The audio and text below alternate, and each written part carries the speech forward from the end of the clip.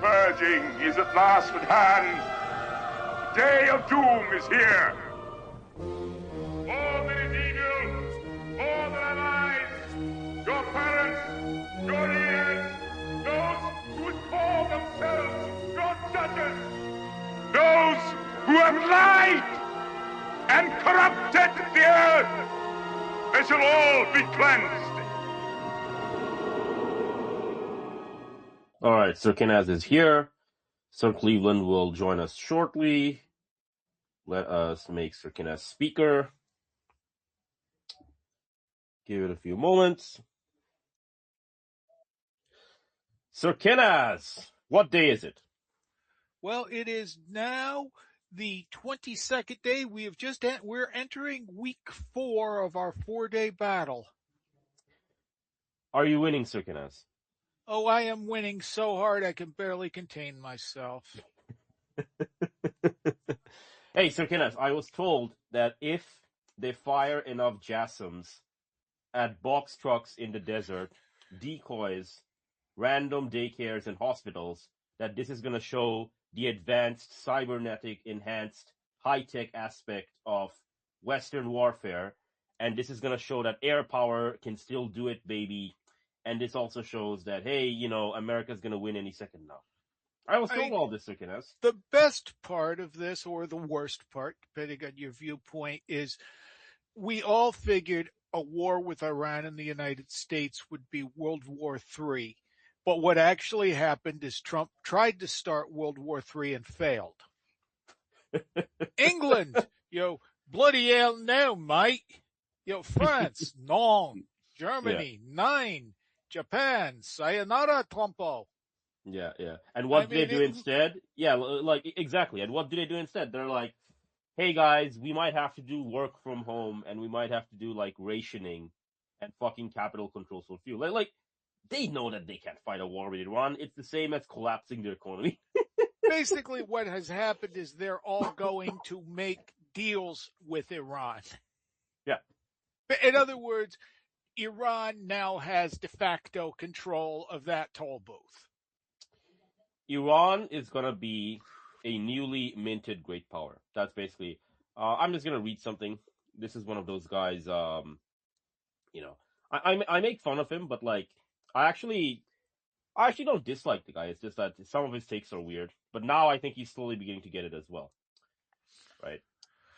All right. So Yaroslav Trofimov, I think it's one of these Ukrainian idiots. All right.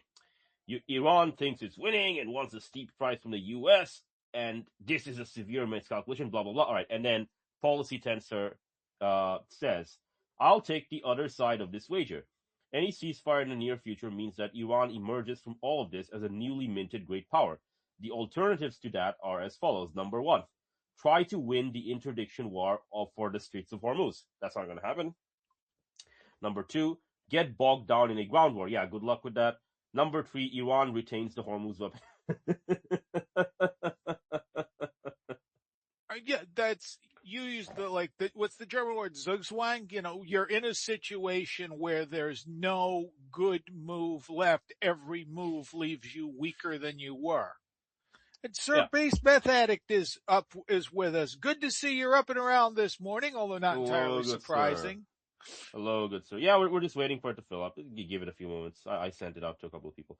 But, so he was talking about something, and I think yesterday or a few hours ago, he was talking about Krugman and all these other fucking economists, and he was saying that they still haven't figured out the gravity of the situation, right? They still haven't figured it out.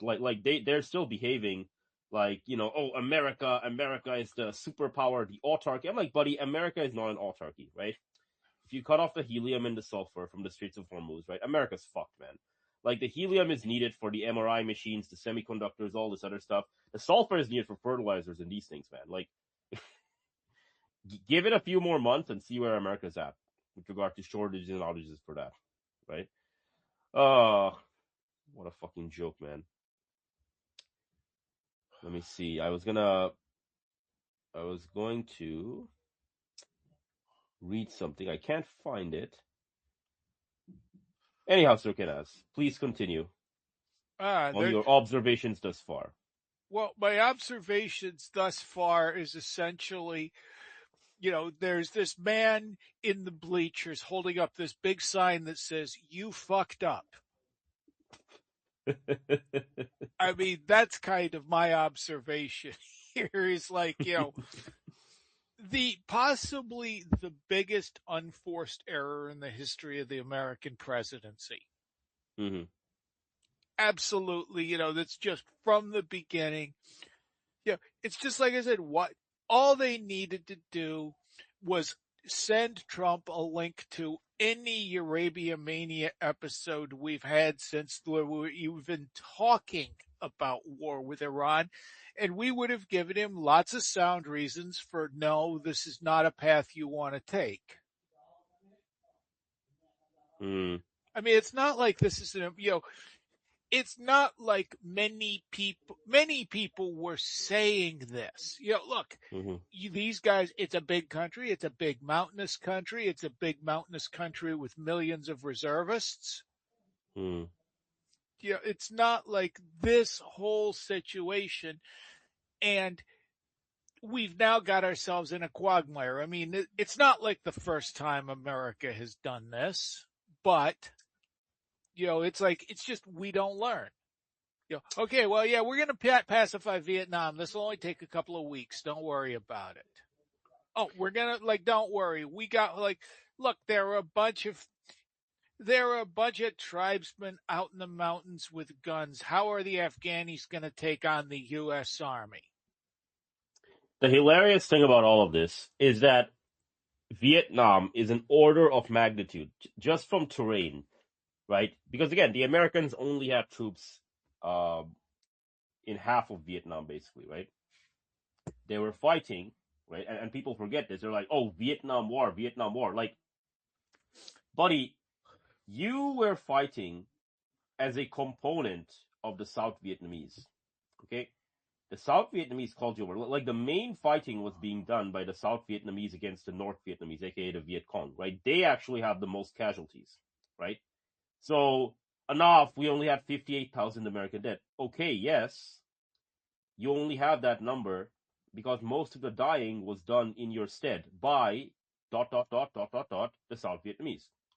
This situation is very different, my friend. The Kurds are not going to join you. They're not interested because, Turkey's going to squish them, right? The Iraqis are just going to outright fight you, right? And the Gulf Arabs, they're making some noises like chihuahuas, but we all know what's going to happen, right?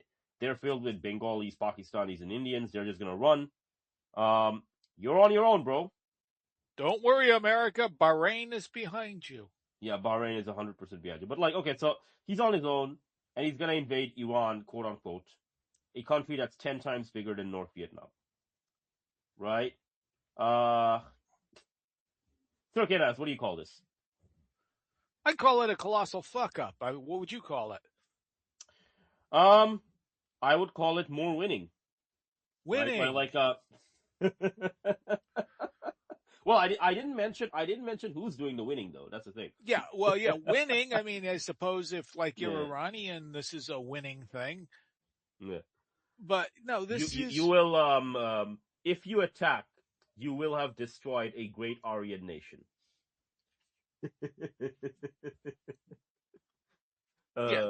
This is just, I mean, like I said, it's embarrassing. Yeah. That's the best words I can use for it. It's embarrassing.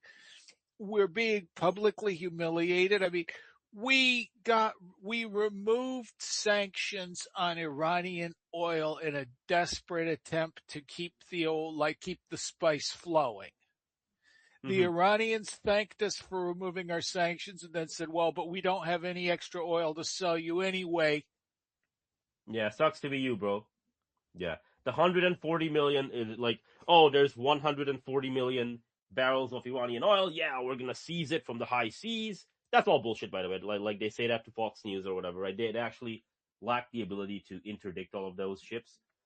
And then the Iranians just say that, no, man, actually, we don't have any extra oil. Right? This is all like bullshit to control and manipulate the prices, right? Which they're trying to do, but they're failing, right? Because like you're seeing in pumps across the world, shortages and outages begin to appear. We've got New Scotland Tony with us. Nova Scotia Tony, greetings. Hello. Good day, gentlemen. I'm just stepping in to try and steal. I agree with all the points made so far, but I will just step in to try to steel man a different perspective that I listened to last night from, and I do not agree with it, but Professor Helen Thompson, who is a professor of political economy at Cambridge University, Cambridge University. So she believes that this isn't actually the Americans stumbling into this. This is a purposeful move by the Trump administration. It's a strategic play by the Trump administration, she says, to weaponize energy markets against China while exploring how the closure of the Straits of Hormuz. I gotta stop you there, man. I knew this was going to drive your blood pressure up. I gotta stop you there, man. I gotta stop you there. Iran has no tolls whatsoever on Chinese chips. The Chinese chips are 100% exempt. So weaponizing China and all this is all bullshit, man. Complete bullshit. Like she hasn't even read what the official documents are saying with regard to what countries are exempt and what countries are not exempt. China is exempt. Pakistan is exempt. Bangladesh is exempt, right? Enough, right. 12D chess, man. 12D chess to control China's oil supply. Bullshit, man. If that were true, he would have 3 million troops on the ground and invading Iran.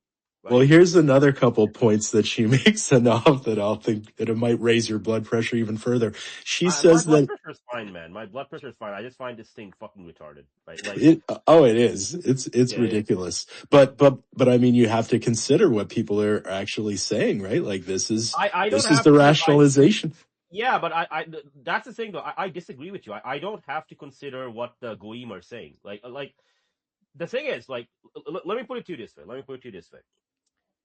You can look at the numbers, you can look at the maths, you can look at, okay, how much TNT is available, does strategic bombing work, do people have coherent war plans, right? Is there like a Clausewitzian like logic to the warfare, right?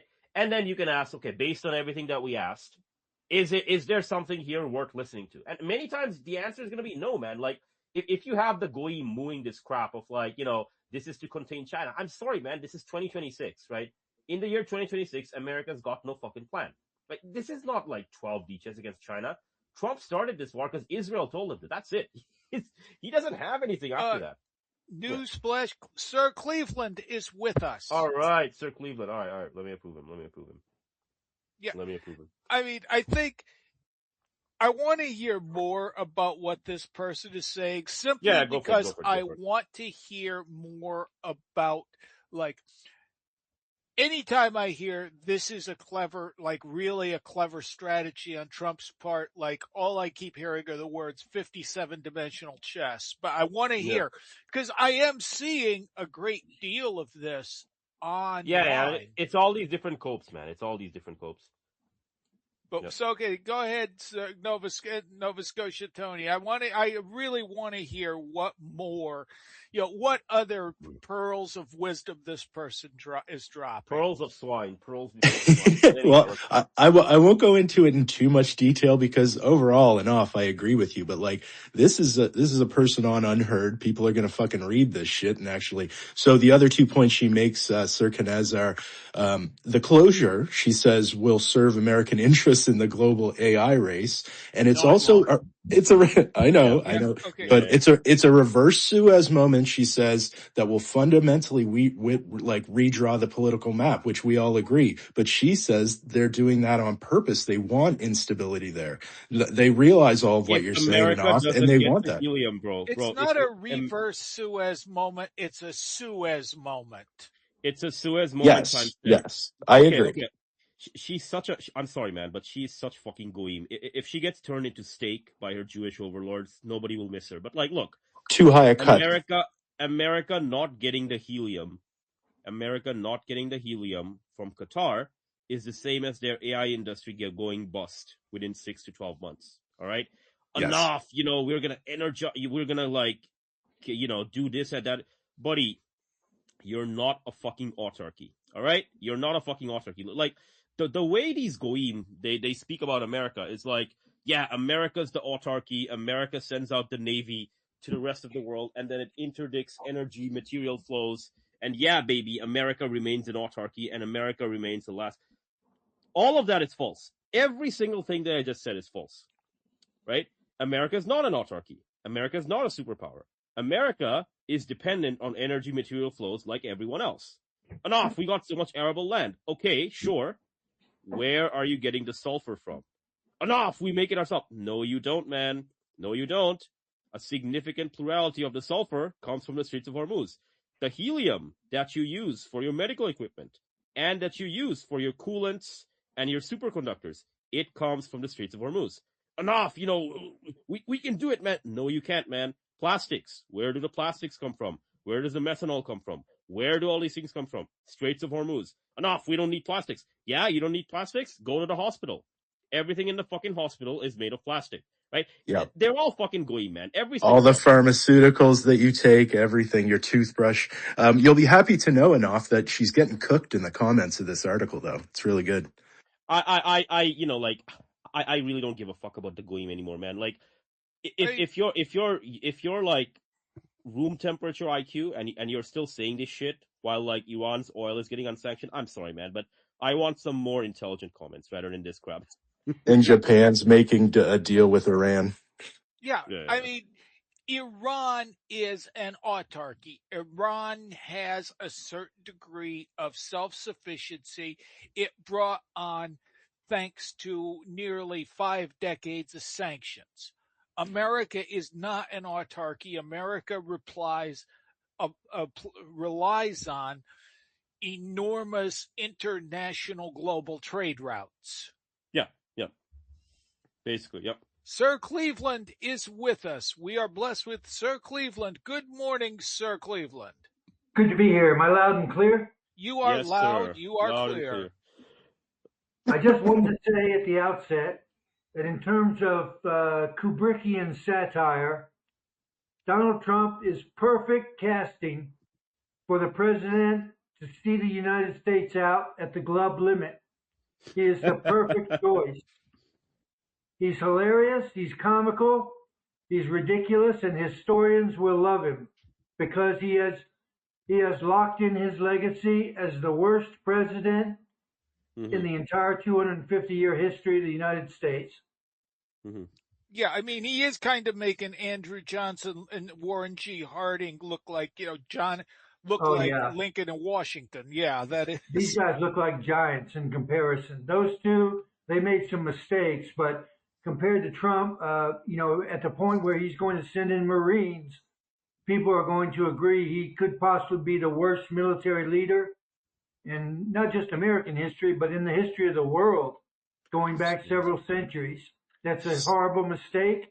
And after he's gotten a couple thousand Marines killed, there'll be nothing about his reputation that can be resuscitated after that. Even the best historian will not be able to write an account such that he won't come off as a complete moron.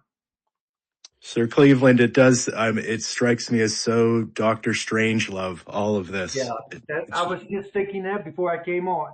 It's exactly like Dr. Strangelove. The characters in it occupy these incredible positions of authority, and they're absolute buffoons. It's an embarrassment. Yeah, that movie was prophetic. I watched it again a couple of weeks ago, and it's bang on. Yeah.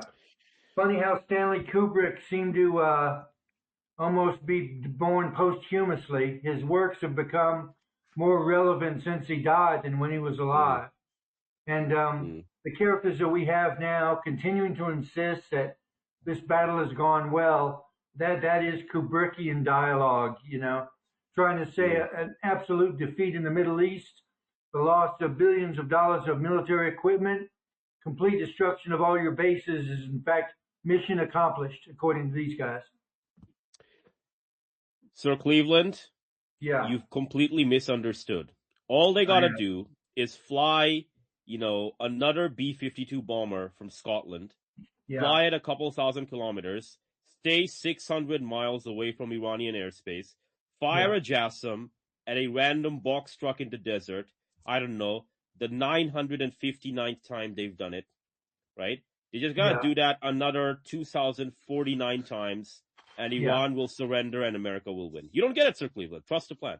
That's what gets me is they keep doubling down. I mean, clearly they've lost everything on the casino table, and they're going to double down, double or nothing again. And, a wise man would just lick his wounds and retreat. It's the best thing to do in terms of the military to restore, repair or restore whatever dignity they could have left. It's a good time to beat a dignified retreat from the Middle East, withdraw everything, including all bases. But no, I think they're just going to keep doubling down, which is what you do when you don't know what you're doing. Mm-hmm. I mean, it's not even doubling down. It's just like, I'm gonna keep hitting these random decoys in the fucking desert, right? Yeah, yeah, And then I'll use like a multi-million-dollar JASSM air-launched cruise missile. I developed this specifically to fight China, right? Like, right. okay, well, I'm fighting a war against China. My jets take off from like Guam and these other places in the second island chain. Miraculously, we managed to keep the war conventional for 2 to 4 weeks. We fire off a bunch of JASSMs at these like big coastal cities, and we take out critical civilian and military infrastructure, and we get favorable terms in 2 to 4 weeks, right? Like, that's what it was developed for. Instead, what they do, so instead what they do is they move it all over to the Middle East, and they're using it against Iran, for whom, like, this Wunderwaffen was not even developed. Like the whole point of the JASSM was to hit coastal cities. Now you're up against a country where everything is fucking mountain, right? And so, like, what they have to do, Sir Cleveland, is they gotta, like, hit these random box trucks, which are, like, either they're decoys or they're abandoned, or they cost, like, 50 grand or whatever. Yeah, with like you're this preaching to the choir. You're preaching to the choir. I know. And so, having lost all of this hardware, and in the course of losing this hardware, incurring a lot of casualties, remember the protocol for the American military is the hardware wins the war, and you send the warm human bodies in later as a cleanup. They clean up after the hardware has cleared the way. What you don't do is have all your hardware destroyed and wiped out, and now you send the far more valuable individual soldier in to a situation in which you have not secured victory, and now you're going to lose those. So in terms of doubling down, his risk was bad when he was burning up all that steel, all that hardware. Now if he sends in living human beings, 2,500 Marines, and he loses those, people are going to know him not just as a fool, but as a butcher who sent his men to die. He had command over the U.S. military, and he sent those Marines into a simply impossible situation. Like you and I have talked about enough, Iran is a joke. It's like a fortress continent. You've got to climb these 1,000-foot high mountains just to get into the country from the beach. Unless they intend to airdrop them, which is impossible, they will be shot down. If they do a landing on the edge of Iran and try to make their way towards the in-country, they're all going to be slaughtered. It'll look so easy, it'll be an embarrassment. And at that point, Trump is not just wasting money, burning up hardware, including our reputation. Now he's getting people killed, and he'll never be forgiven. He'll be the most hated president because of it. Exactly. You gents continue. I just gotta take care of something. But like just to buttress Sir Cleveland's point. Basically, they're hitting decoys, they're hitting like all these other things, and then they're hitting like random daycares and hospitals, right? The more you do that, the more pissed off Iran gets, and the harder they're gonna fight, right? But any idea that this many Marines is gonna end the war, that's a fucking farce. I'm sorry, man, but like, we're going to land this many guys on Karg Island, and then we're going to get peppered by drones and missiles every 5, 10, 15 minutes. Yeah, sure. But anyhow, continue, gents. The strategy in war for the United States has been for about the past 50 years, we destroy their military fighting capacity and do whatever we can to spare the civilians. When we broke that habit in Vietnam, we were hated by the population, and far from surrendering at that point, we just reaffirmed their determination to fight on. Now in Iran, when we opened the battle by killing their children, I mean, if that wasn't deliberate, then it was really stupid, because most Iranians, remembering that massacre, are going to fight on forever now. They're never going to surrender. And why would you surrender when you have coherent war aims that you are basically able, like, the Americans don't have coherent war goals. Like, their war goals change every Yeah. 5 minutes based on what Trump had for breakfast, right? Yeah. Like, okay, so just fucking, yeah, they killed this many women and kids. In which Yeah. case, we'll fight harder for our war goals, right? And I was Right. telling this on the Telegram group, but I'm like, okay, so let's say the war ends a few months from now. Okay, Iran on the chessboard. So I lost 10,000 women and kids, right? What did I gain? Well, I gained full control of the Straits of Hormuz, which I can now use as an economic weapon to starve tens of millions of Westerners, right? Like, Yeah. like in chess, this Yeah. would be called up the exchange. It's a very harsh thing to say, right?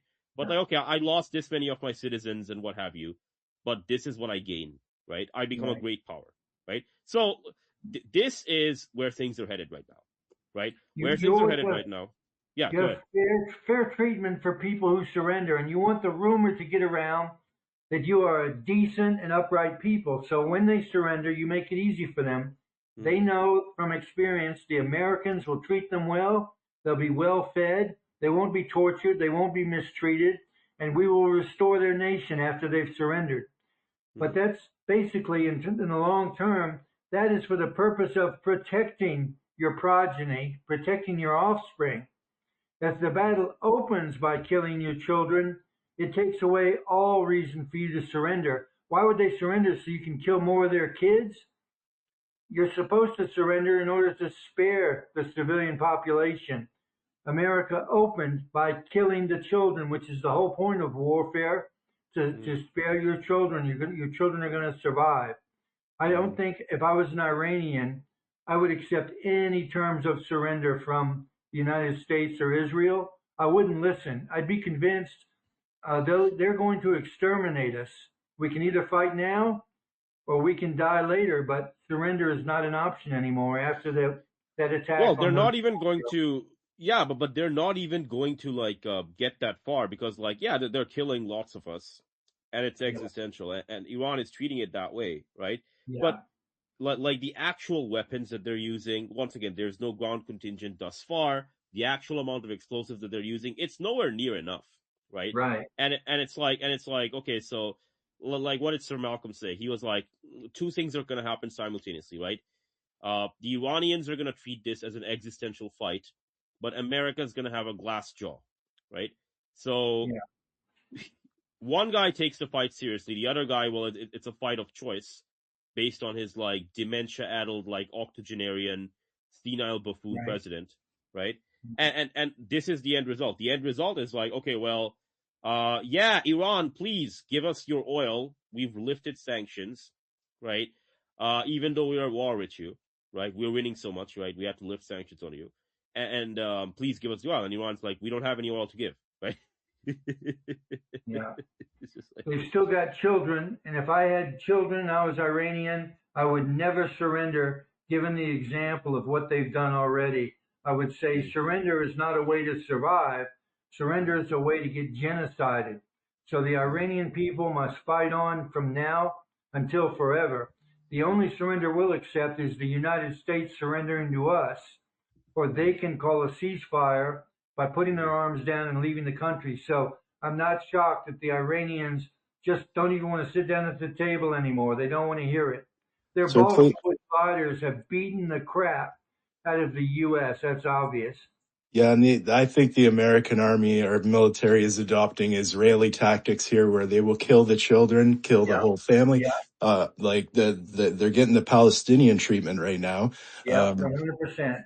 but that will always backfire because of what you just said. Like these people are going to go to the mat for their, Now they will. Yeah, and we're seeing that in southern Lebanon right now. The Israelis thought they could the waltz back in there, but I saw some speculation last night that some of this troop deployment that's going over may be for use in the southern Lebanon because the Israelis are getting their ass handed to them there. yeah.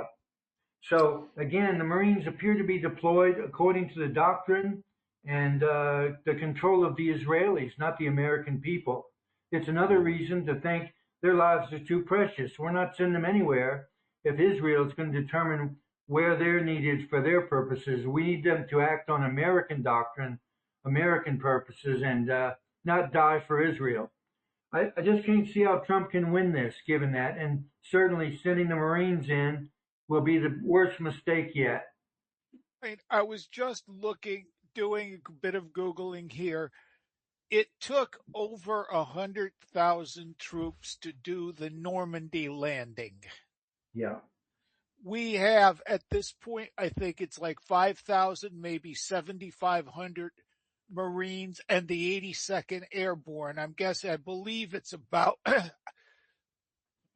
at most it's 20,000. I believe it's a bit less than that. This is Yeah. not going, they're talking about landing on Karg Island. I mean, if they land on Karg Island, they're essentially sitting ducks.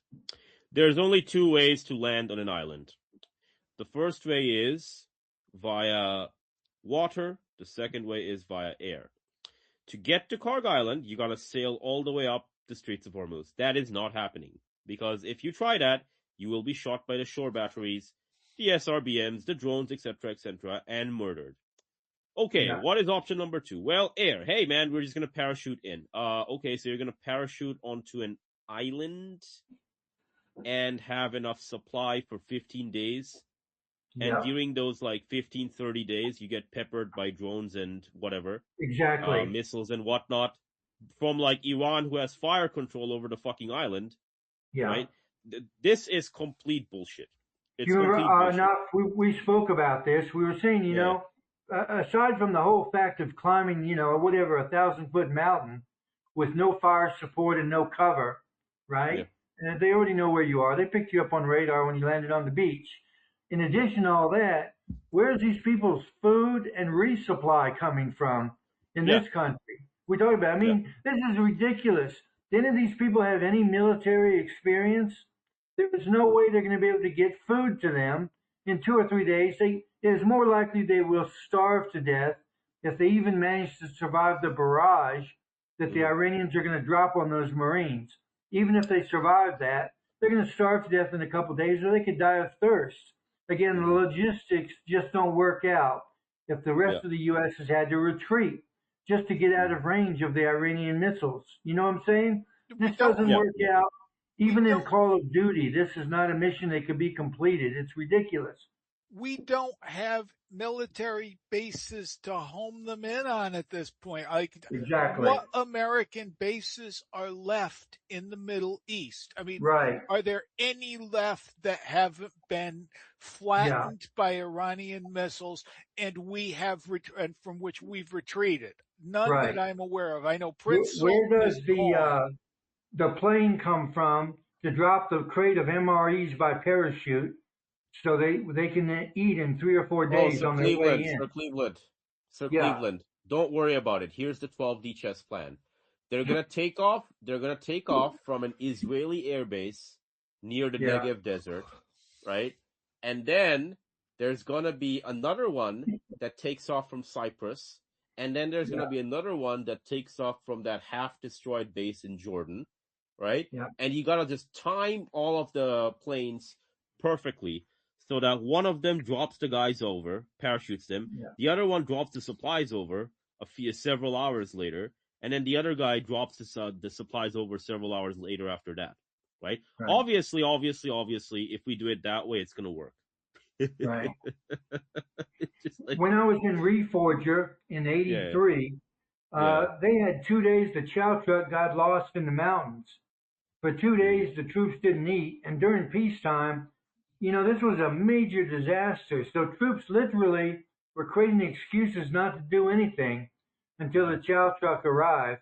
It finally caught up with us. In the meanwhile, we went into the Gamma Goat and we were busting out old boxes of sea rations and giving those away for lunch. Again, this is probably like an 18-hour break in services. If you're climbing up mountains and trying to cross the dry, arid Iranian terrain, crawling literally to try to conceal yourself from observation, within 1 or 2 days, you've got to have food, you've got to have water, you've got to have resupply. These Marines are good, but they're not special forces. They're just going to eat lizards and bugs. Those guys could probably do it. But the Marines are going to need resupply, and that's why I don't think they should ever set foot in Iran for any reason. They need 2,000 meters of a runway somewhere, and they're not going to Yeah, get it on Karg Island, and they may not get it at yeah, Kashem. Is that the other place they're talking about landing? yeah.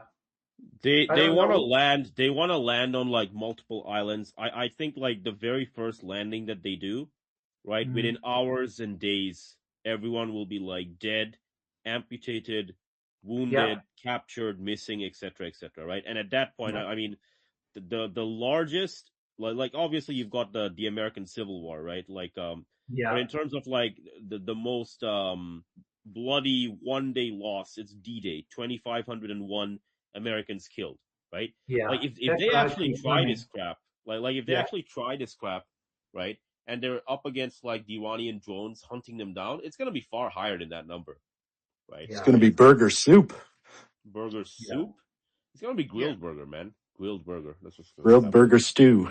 Would you Yeah. want to be in a desert trying to hide from a swarm of drones that can show up at any moment and drop a payload of an explosive?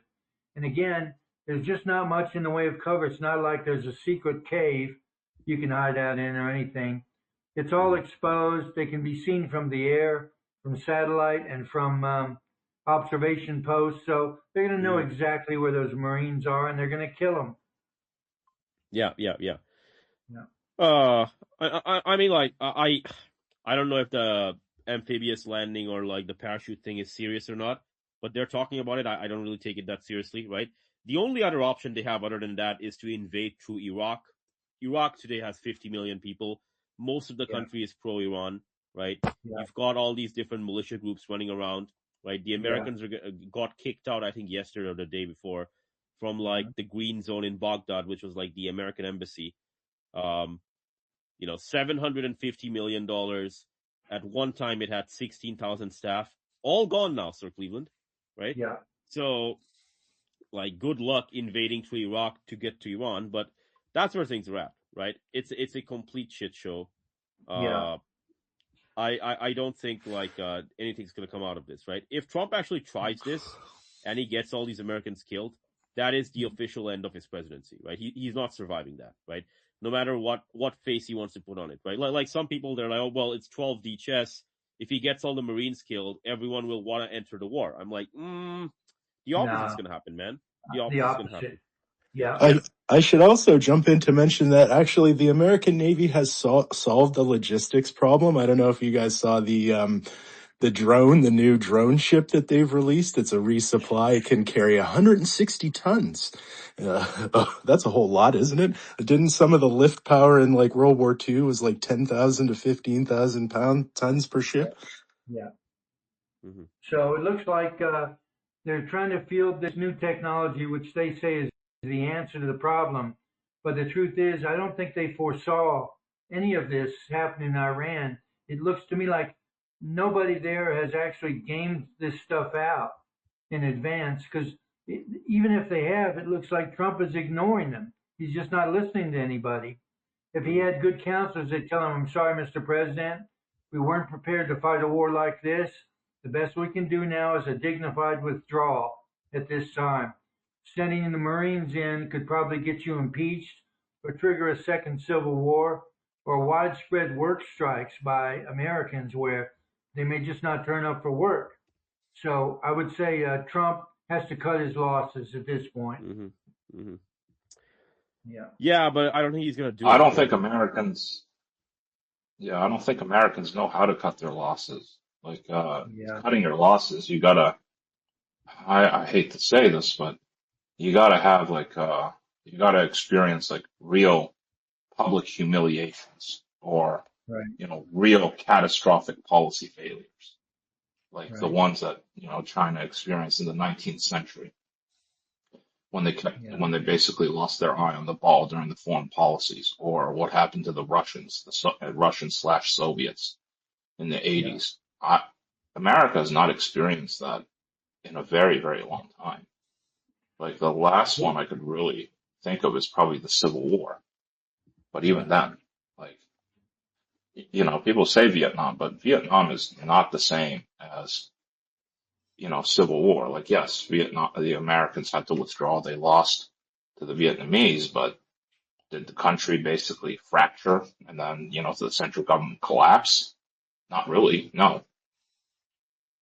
So, Vietnam had made it's, the country completely full of internal unrest, anarchism, riots, and general disorder. Modern people don't know how bad it was, but the cities were often yeah, torn apart by so much rioting and unrest, they had to shut down for periods as a general result of not just yes, protests against the war, but a lot of people in general furious since the death of President Kennedy.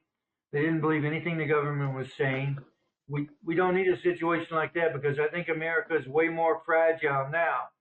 Just a couple months of rioting and protests could shut a lot of American cities down at this point. They're barely open as it is since the end of the lockdowns.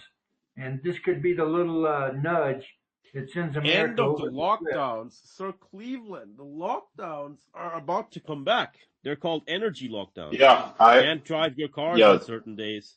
Yeah, I mean, Laos has already imposed, I think, like, learn from, go to school from home to conserve like fuel costs. Like, in yeah. Southeast Asia, I think I'm hearing like, uh, Arnav, you're in Southeast Asia, right? Like, it's pretty bad, like in terms of fuel costs.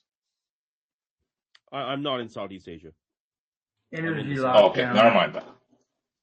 Yeah, my bad, never mind that. But they're saying like in the news, like in Southeast Asia, like Philippines, Laos, Those Cambodia, countries, like, those countries. The thing with those countries is that they traditionally have a lot less buffer, so they use a lot of the majority of their oil and gas is imported, and they don't really have that much storage, right?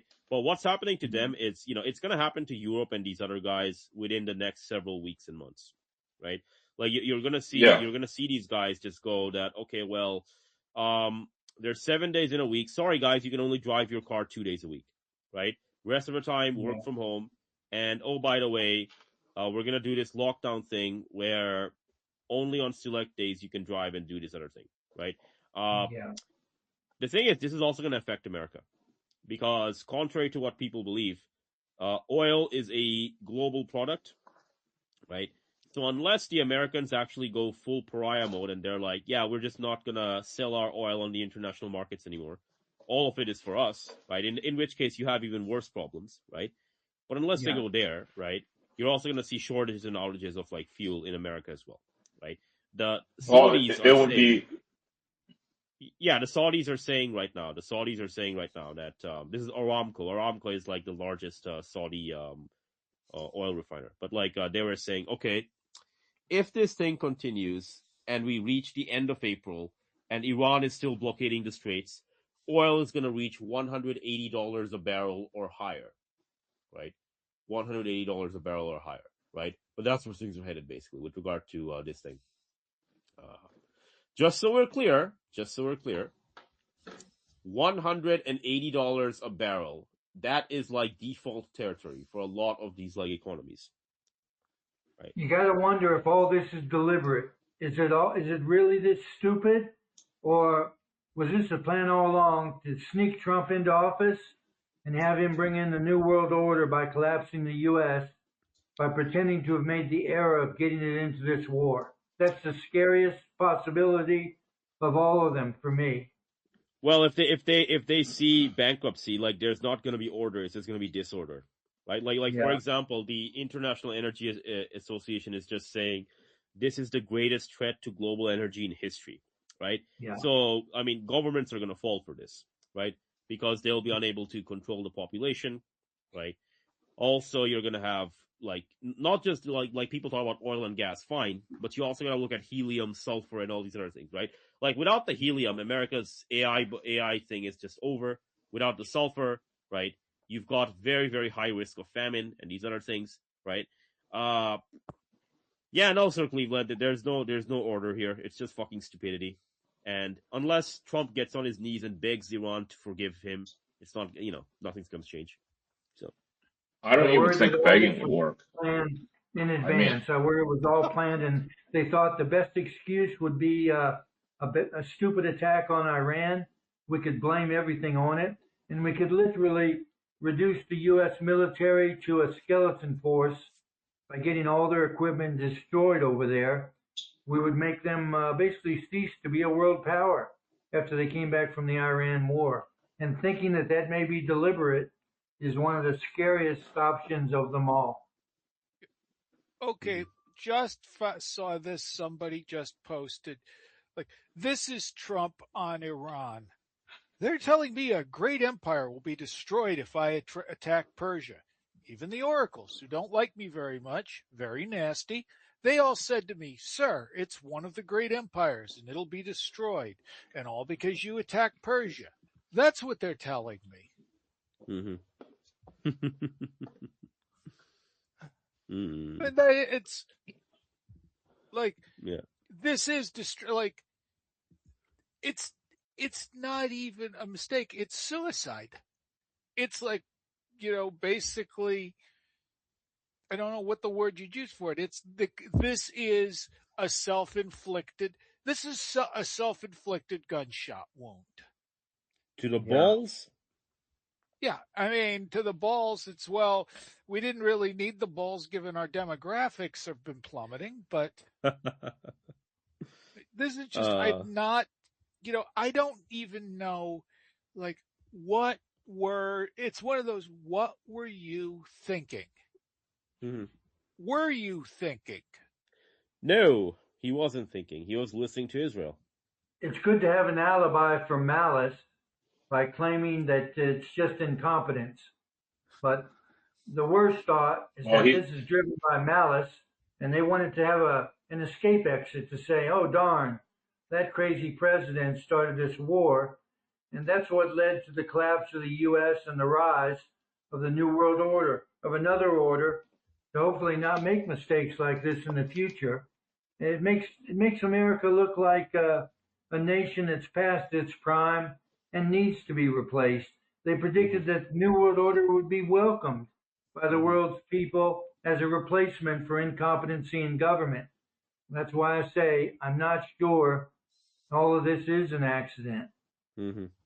Well, it's probably just the arrogance and hubris of empire. Americans think that they're still on top of the world and they could change everything on a whim. That seems to me, basically, and it's how America got into trouble in Iraq with Bush, and it's how Americans got into trouble with Biden fighting the Russians. You remember the rhetoric with Russians like, oh, Russia's going to collapse in like less than a month because we do the sanctions and they're cut off from the rest of the world. And it's like, lo and behold, no, the Russians actually produce things. It's actually us that are, we actually have the fake economies. And then you remember the sanctions and all the. Yeah, like America does not replenish what it loses, right? Like every time an F-35 or an F-16 or an F-18 jet gets shot down, right? It's not like, oh, that's fine, man. We're just gonna get a replacement. No, like you don't make these things, man, right? Like your production numbers are shit, right? But I'm just gonna quickly go back to what Mr. Kenneth was saying with regard to like the Americans losing their shit over like this 190-foot crewless cargo thing, right? It's like, oh, it can go 11,000 miles and it can carry 165 metric tons. Sir Kenneth, 10,000 tons of cargo by like the Liberty ships in like World War II, right? 10,000 tons. So that's like 2 orders of magnitude greater than these like quote unquote advanced cybernetic enhanced ships of the future. The entire society is fake and gay, man, right? Like enough AI, like buddy, you don't have any helium. Enough, we're an autarky, buddy, you don't have any sulfur. Enough, military, buddy, you lose to drones, right? Like it's all fucking irrelevant. It's all fucking irrelevant. I had to throw them out. They were mouse nibbled. Sorry. No, it's all good. Not sure who Sir Kenneth was speaking to, but my daughter. No worries. Let me see what else we got. It's the same thing. It's like, oh, we have the F-35s. And then what happens with the F-35s? Oh, in fact, people can detect it and people can't shoot it down. In fact, if you negate the stealth, it's actually a really crappy aircraft because it's stealth doesn't actually too exist. fat and it's not. Yeah, stealth doesn't actually exist. Stealth is a defunct concept. Right? Like, stealth is a defunct concept because it's a relative concept. It's like, well, if I have a radar and I try to figure out where it is, the signature is so small to non-existent you can't find it. I'm like, okay, well, radar isn't the only thing I'm going to use, man. You've got a heat signature, you've got all these other things, right? So stealth's a defunct Well, they concept. use what do they use? They use like old school radars, like the Russians and I think both Russia and China have like I forgot what it's called, but it's like long wavelength radars. They're like an old school radar, like some of the first radars, and they can detect stealth. And without the stealth, the F-35 is pretty much a lemon because it's so big and basically, it's like a lead sled. It can't maneuver, right? So Mm-hmm. it's going to be very interesting. It's going to be interesting, but But it's going to be very, very. It's going to be very, very predictable because what's going to happen now is that they're running low on JASSMs. So instead of like firing the air launch cruise missiles from like 500, 600 miles away, they're going to start coming in closer and closer to Iranian airspace. And as they do, you're going to see more and more of these things get shot down. Yeah. Right? That's basically what's going to happen next. That's the rate now. I will say though. Go ahead. I was going to say I am enjoying the memes. So did you guys see the Japanese Prime Minister visiting? And then one of the reporters like, how come you didn't warn how come you didn't warn your allies about the attack on Iran? And then Trump was like, well, you guys didn't warn us because the reporter was Japanese. Well, you guys didn't warn us about Pearl Harbor. So I mean, this is that was another complete example of like uncalled for buffoonery. It's buffoonery. That's what it was. Yeah. A nation I couldn't believe that he would people. say that in that setting, just in order to score points. Again, you're not having a punk out or a rap contest in Brooklyn. This is international guests, and that's so inappropriate a comment to make. It really portrays Trump as a guy who has been faking it this entire time. He just doesn't know what he's doing. To a nation of people for whom face and honor is extremely important. Yeah. A group of people we need desperately, like a nation of people that holds an enormous chunk of our bonds. You personally insulted them. Yeah. Impulse control, man. Impulse control. Just because you had an impulse or thought of that joke as a dig you could make at them doesn't mean you should have opened your mouth. Mm-hmm. I'm sure Trump is just very bitter about losing to the Japanese, the Casablanca piano in the 1980s. Yeah. So there was a story about him losing an auction to a Japanese businessman for the piano in the Casablanca movie. And that's what got him to start his like anti-Japanese, anti-free trade stuff, allegedly. So, but I will say, like, the story is, I mean, I don't disagree with you that it's, in terms of diplomatic protocol, this is like really bad. It's terrible folks past, but it is funny to watch from the Chinese side. The thing America should be worried about is not Trump saying stupid shit to the Japanese. Like, we kind of expect that crap to happen. The thing Trump should be worried about is the vassals going to Iran, negotiating stuff, and then getting the resource flows directly from Iran, right?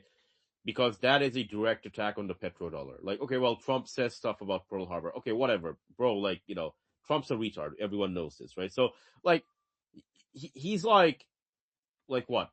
Japan and South Korea. Japan is just like, okay, Iran, what can we do? Iran's like, don't worry, bro. Like, we'll let you pass. You just gotta pay us in Chinese yuan, right? Pay us in Chinese yuan, right?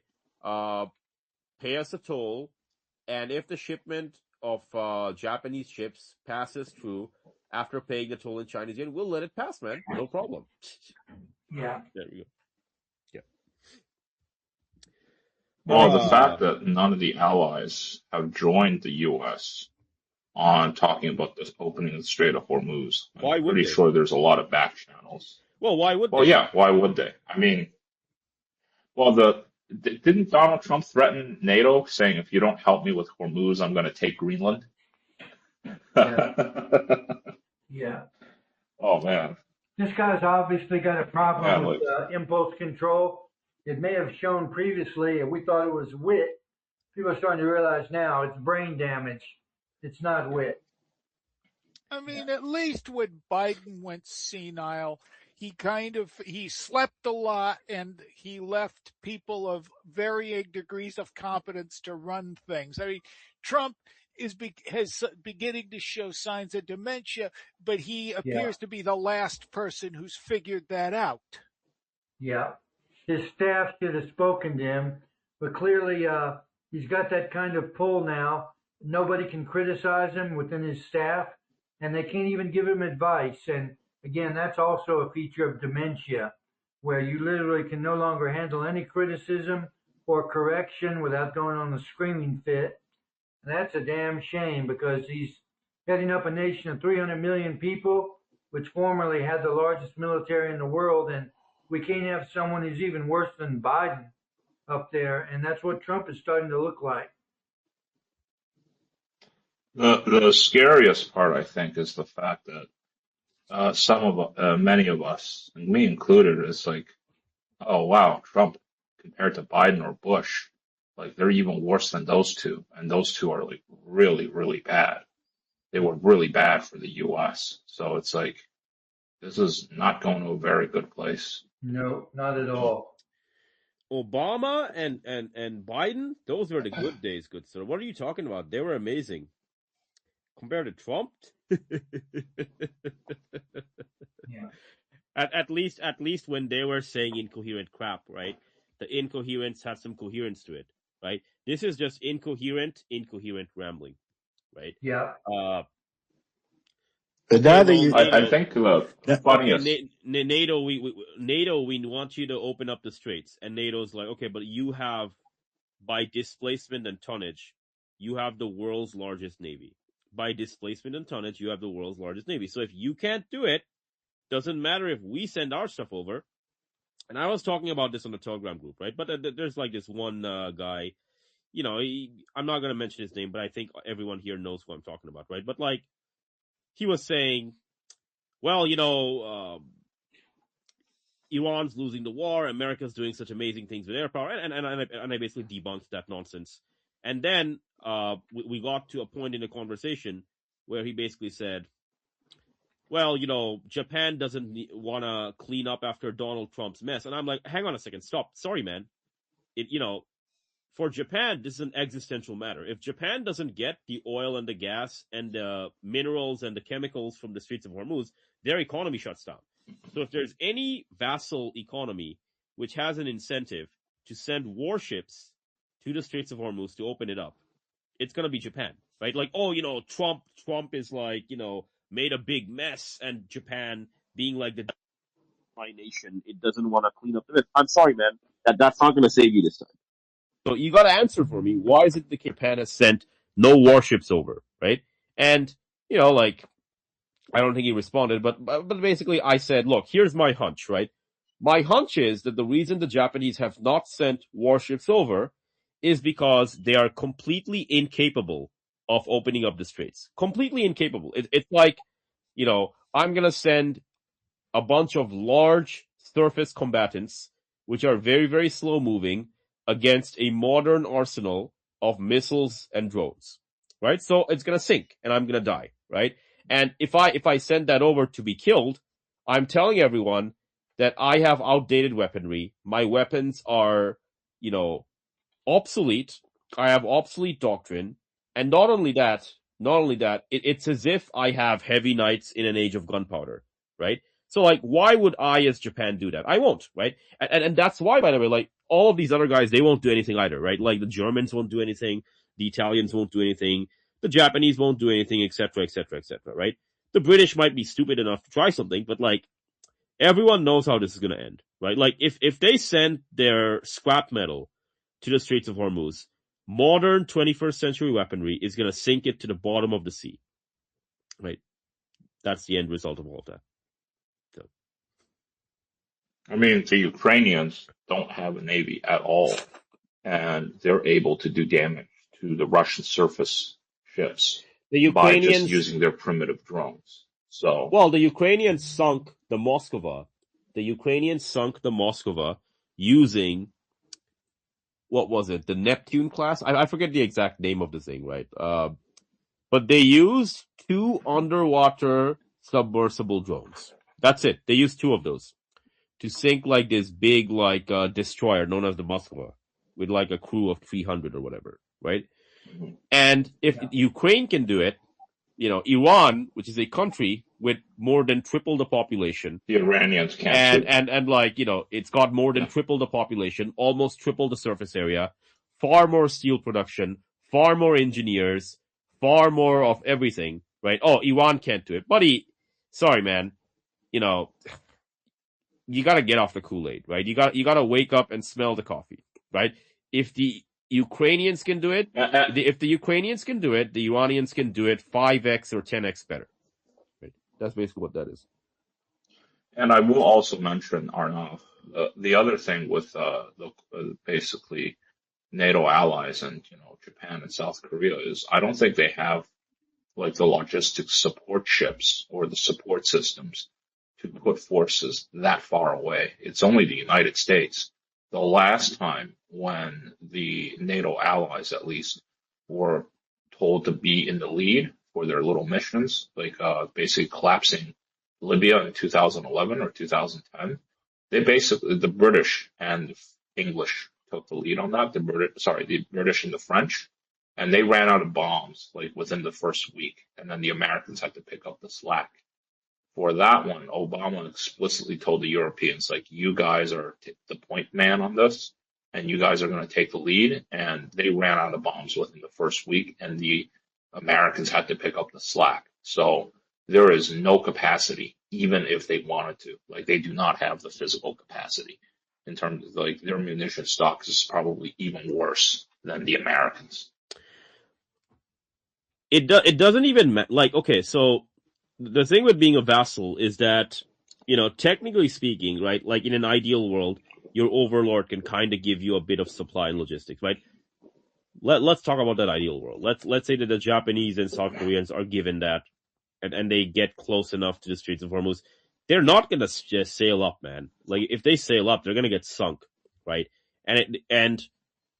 Oh, no. It's not just Without a doubt, you're Japan. right. It's not just Japan and South Korea. You got to understand, it's the entire Western world. Like, the entire Western world, the way it does the marketing for this thing is as follows. We spend this many billions of dollars on defense. We have this much equipment. Our military is this big. Therefore, we have a military, right? Okay. If you went back to the 1400s, right, and you talk to people across Europe or wherever, we have this many heavy cavalry, we have this many men, we have this much armor plating or whatever, therefore we have a military. It's all irrelevant. All of it is irrelevant, because if I have 300 ships in the year 2026, and, okay, well, I have a bunch of submarines. Well, I guess the submarines are useful. Fair enough. Okay, so discounting the submarines. If I have a bunch of surface combatants in an age of very, very accurate weapons, as Sir Malcolm was saying, right?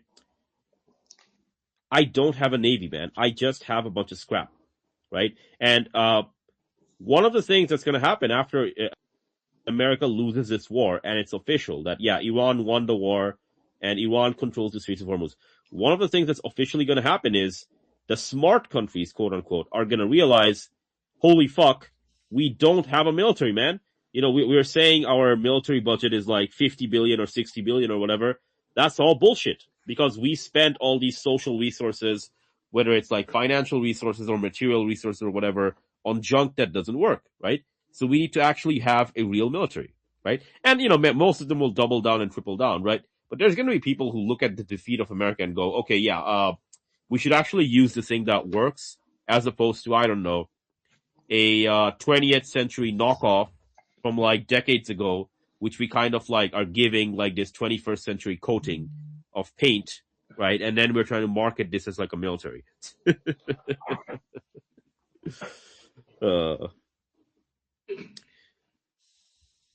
So that's kind of what that is. I'm also thinking back to remember when Trump was so obsessed with the birth certificate and Obama's a Muslim? I'm looking at that through a whole new lens now. He always had this Trump's always been a fucking senile Obama. buffoon. Yeah. I'm sorry, I just had to go in and just say it like that. Every time you bring up Obama, you bring up this birth certificate, I have to say Obama.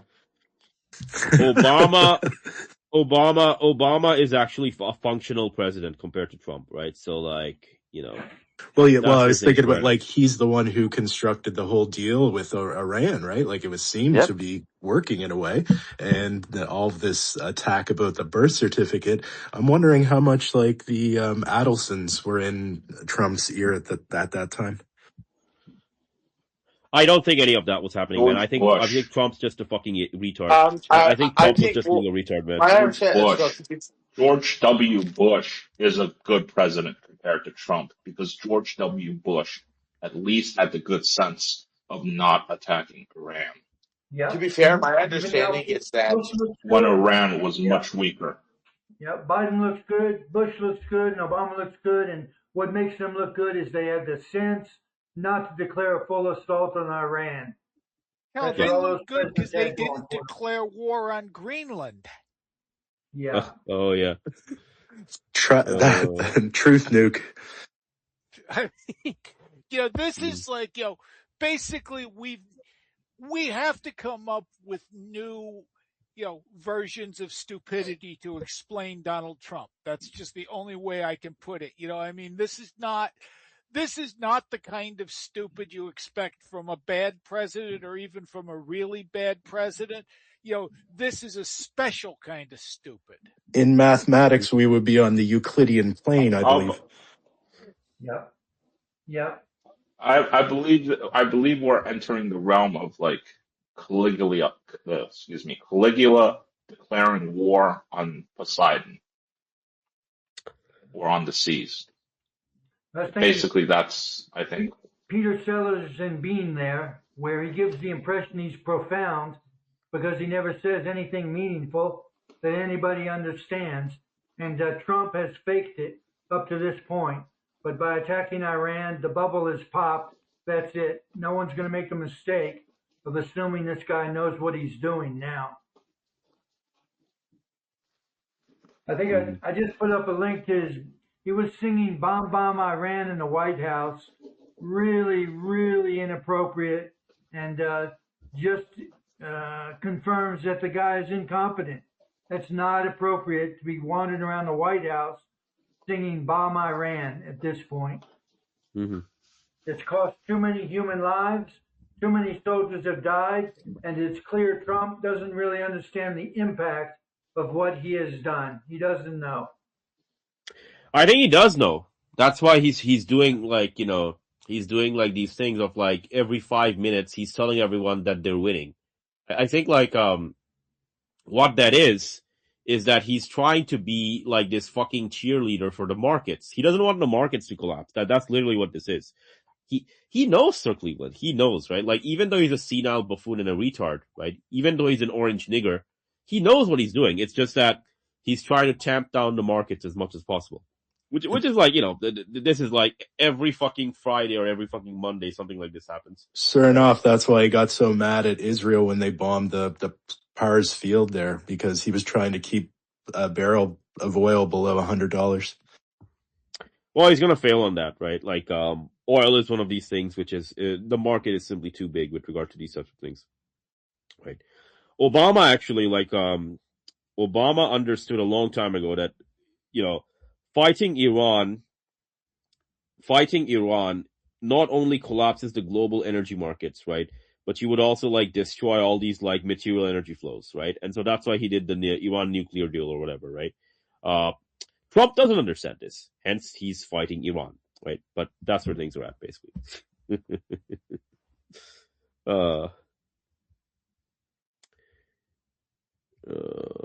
Turkenaz, how many more weeks until Iran is completely defeated? 2 more weeks. Oh, Just so 2 more Kenneth is weeks. it. Just 2 more weeks of bombing, bro. Just do it for 2 more weeks, bro.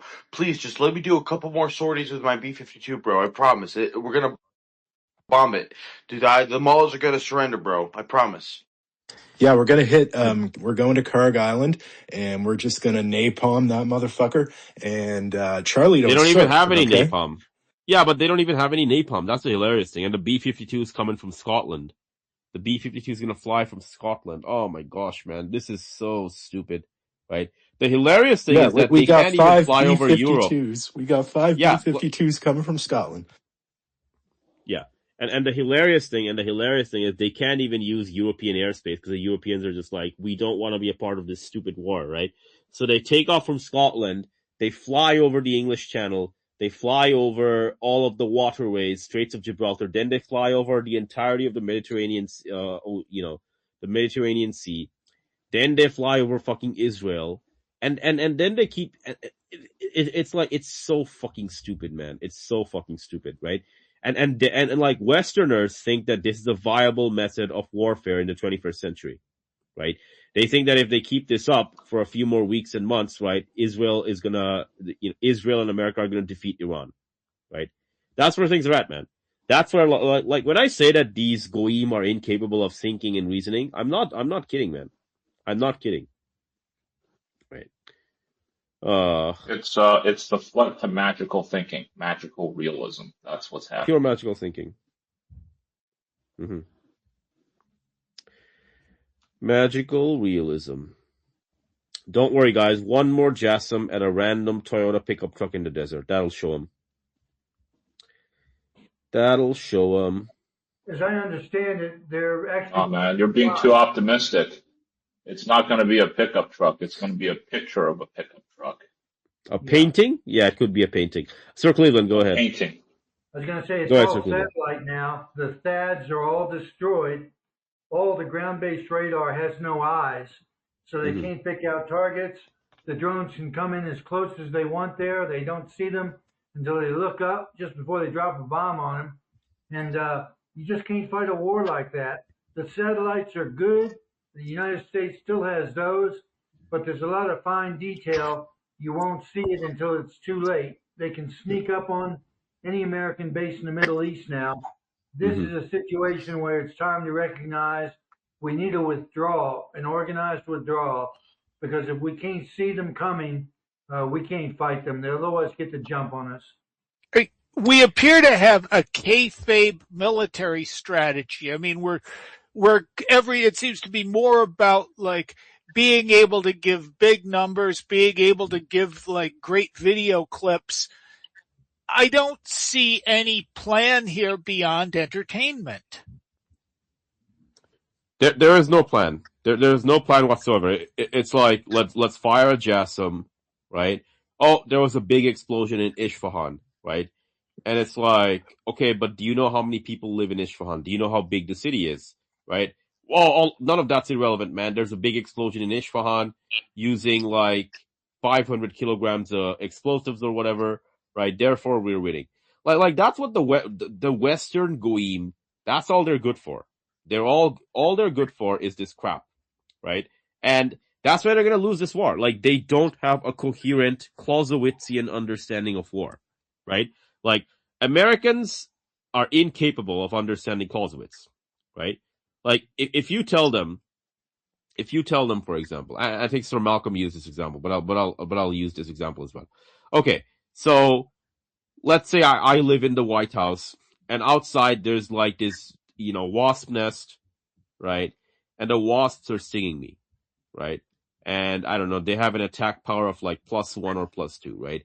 And it's like, okay, well, what are my ends? Well, I need to get rid of the wasp nest because they're being annoying. Okay, well, that's nothing, man. Like, all I gotta do is take out my nuclear football, dial in a bunch of codes or whatever, do the thing that they do in the movies, and nuclear strike will be called on the wasp nest and the wasps are gone. Great, right? I solved it. I solved the problem. The wasps were seeing me. I killed them. Well, not so fast. Turns out in this scenario, I want to kill the wasp nest. That's true. But at the same time, I don't want to nuke the White House, right? Because the thing is, right, in order for me to get to my political, military, etc., objectives, right, I need to do it in a way where I still remain viable and coherent, right, at the end of it, right? So, like, me having all of the military capabilities of the world is completely irrelevant. Like, this is what Americans never understand, right? Like, and I think it's by design because they live in a relatively large country, right? And they have all this, like, equipment and surplus in many areas, right? But the thing is, enough, why don't we just nuke Iran? Well, nuking Iran, 5 moves down the chessboard ends up with New York and Washington, D.C. getting nuked, right? So you gotta fight the war in a way where you meet your objectives, while at the same time, you yourself don't get nuked and turned into ash, right? But again, Americans are incapable of understanding this. That's why, like, when you ask them, okay, what are your war goals? It's like, well, I don't need any war goals, man. Look at all the weapons I got, right? Obviously, he's going to surrender 5 seconds from now, right? Which is like, okay, man, you want to be retarded that way, go ahead. I've got a good one here. Middle East Observer. U.S. Senator Lindsey Graham says, we should think about removing our bases from countries that won't let us fly from them. Okay, so basically almost all of them? Lindsey Right. Goy, that's what his name is. I fucking hate him, but Yeah. Lindsey Graham is gonna look like a champion of peace at the end of this whole thing, especially as Trump flails around more and more and falls apart. Could you expand on that a little, enough? On what, sorry? The idea of him becoming a peacemaker, or the idea, or in context, him being a peacemaker. Oh, that's simple, bro. That's very simple. It's because, like, Trump is probably going to be the very first president who actually gets impeached for real, right? Not like a fake, like, Bill Clinton impeachment, right? I'm talking about, like, a real impeachment. But you think Lindsey Graham won't go down with that ship, or he'll just look better in comparison, you mean? These sycophants for the GOP, they only care about 2 things, right? They care about Israel, right? Number 1. And number 2, they care about the American empire insofar as their pocketbooks get filled up, right? The thing is, Lindsey Graham will happily throw Trump under the bus if he finds out that Trump is disobedient to Israel or Trump is no longer useful to the American empire. Because you got to understand something, right? What is America running on right now? America isn't running, like Sir Malcolm made this point, but I'll repeat it. But, like, America isn't running on, like, a bunch of Wunderwaffen, right? It's not running on, the toughest, deadliest fighting force on God's green earth. That's not what it's running on. What it's running on is, we got these 800 something military bases. America is the greatest thing since sliced bread. The Romans, Napoleon's legions, every amazing fighting force in human history, if you combined all of them together, it won't even lift a finger, a pinky finger to America, right? And so America runs on an aura of invincibility, right? So what happens when that aura shatters?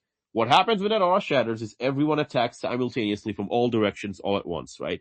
And if you have that scenario approaching on the chessboard, right? Like, okay, well, I'm going to be checkmated in 7 moves. Well, how do I elongate that? And instead of 7 moves, I make it 10 moves. Okay. Instead of losing in 7 moves, I lose in 10 moves. Well, what I do is I throw Donald Trump under the bus, right?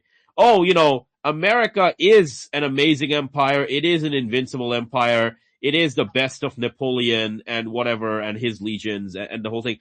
All of that is true, man. But, Trump is just a uniquely moronic idiot and doofus, and that's why we lost our way, and we're impeaching him now for real. So please, South Korea, Japan, Germany, all you vassals, please stay in line, right?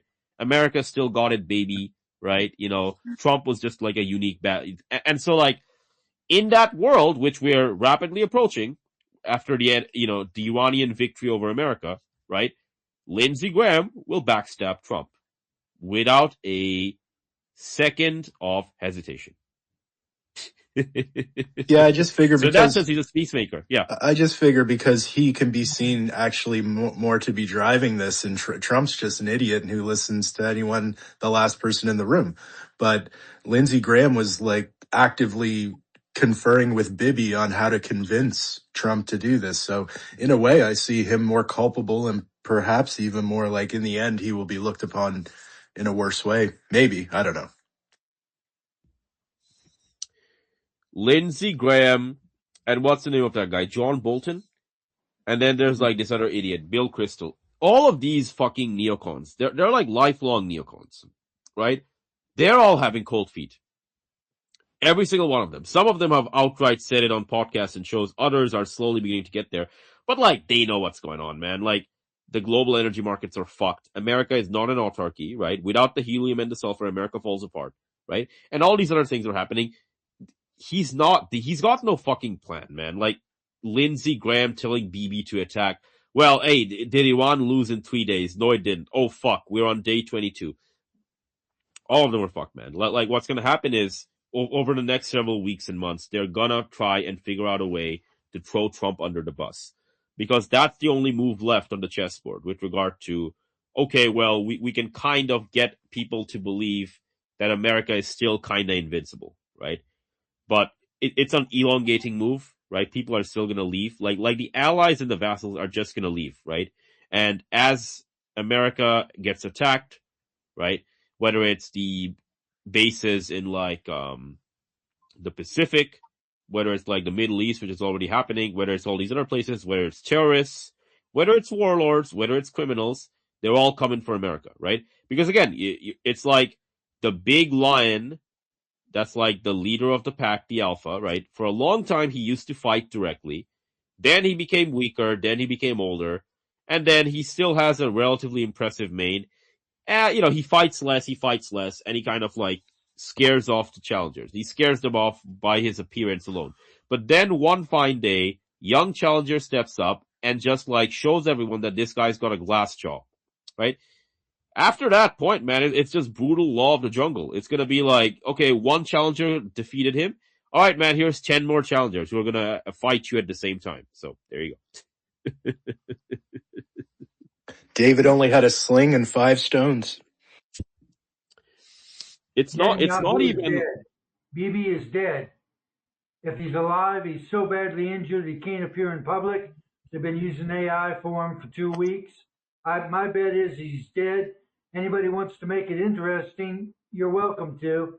I'll give you 3-1 odds that Netanyahu has been dead for 2 weeks.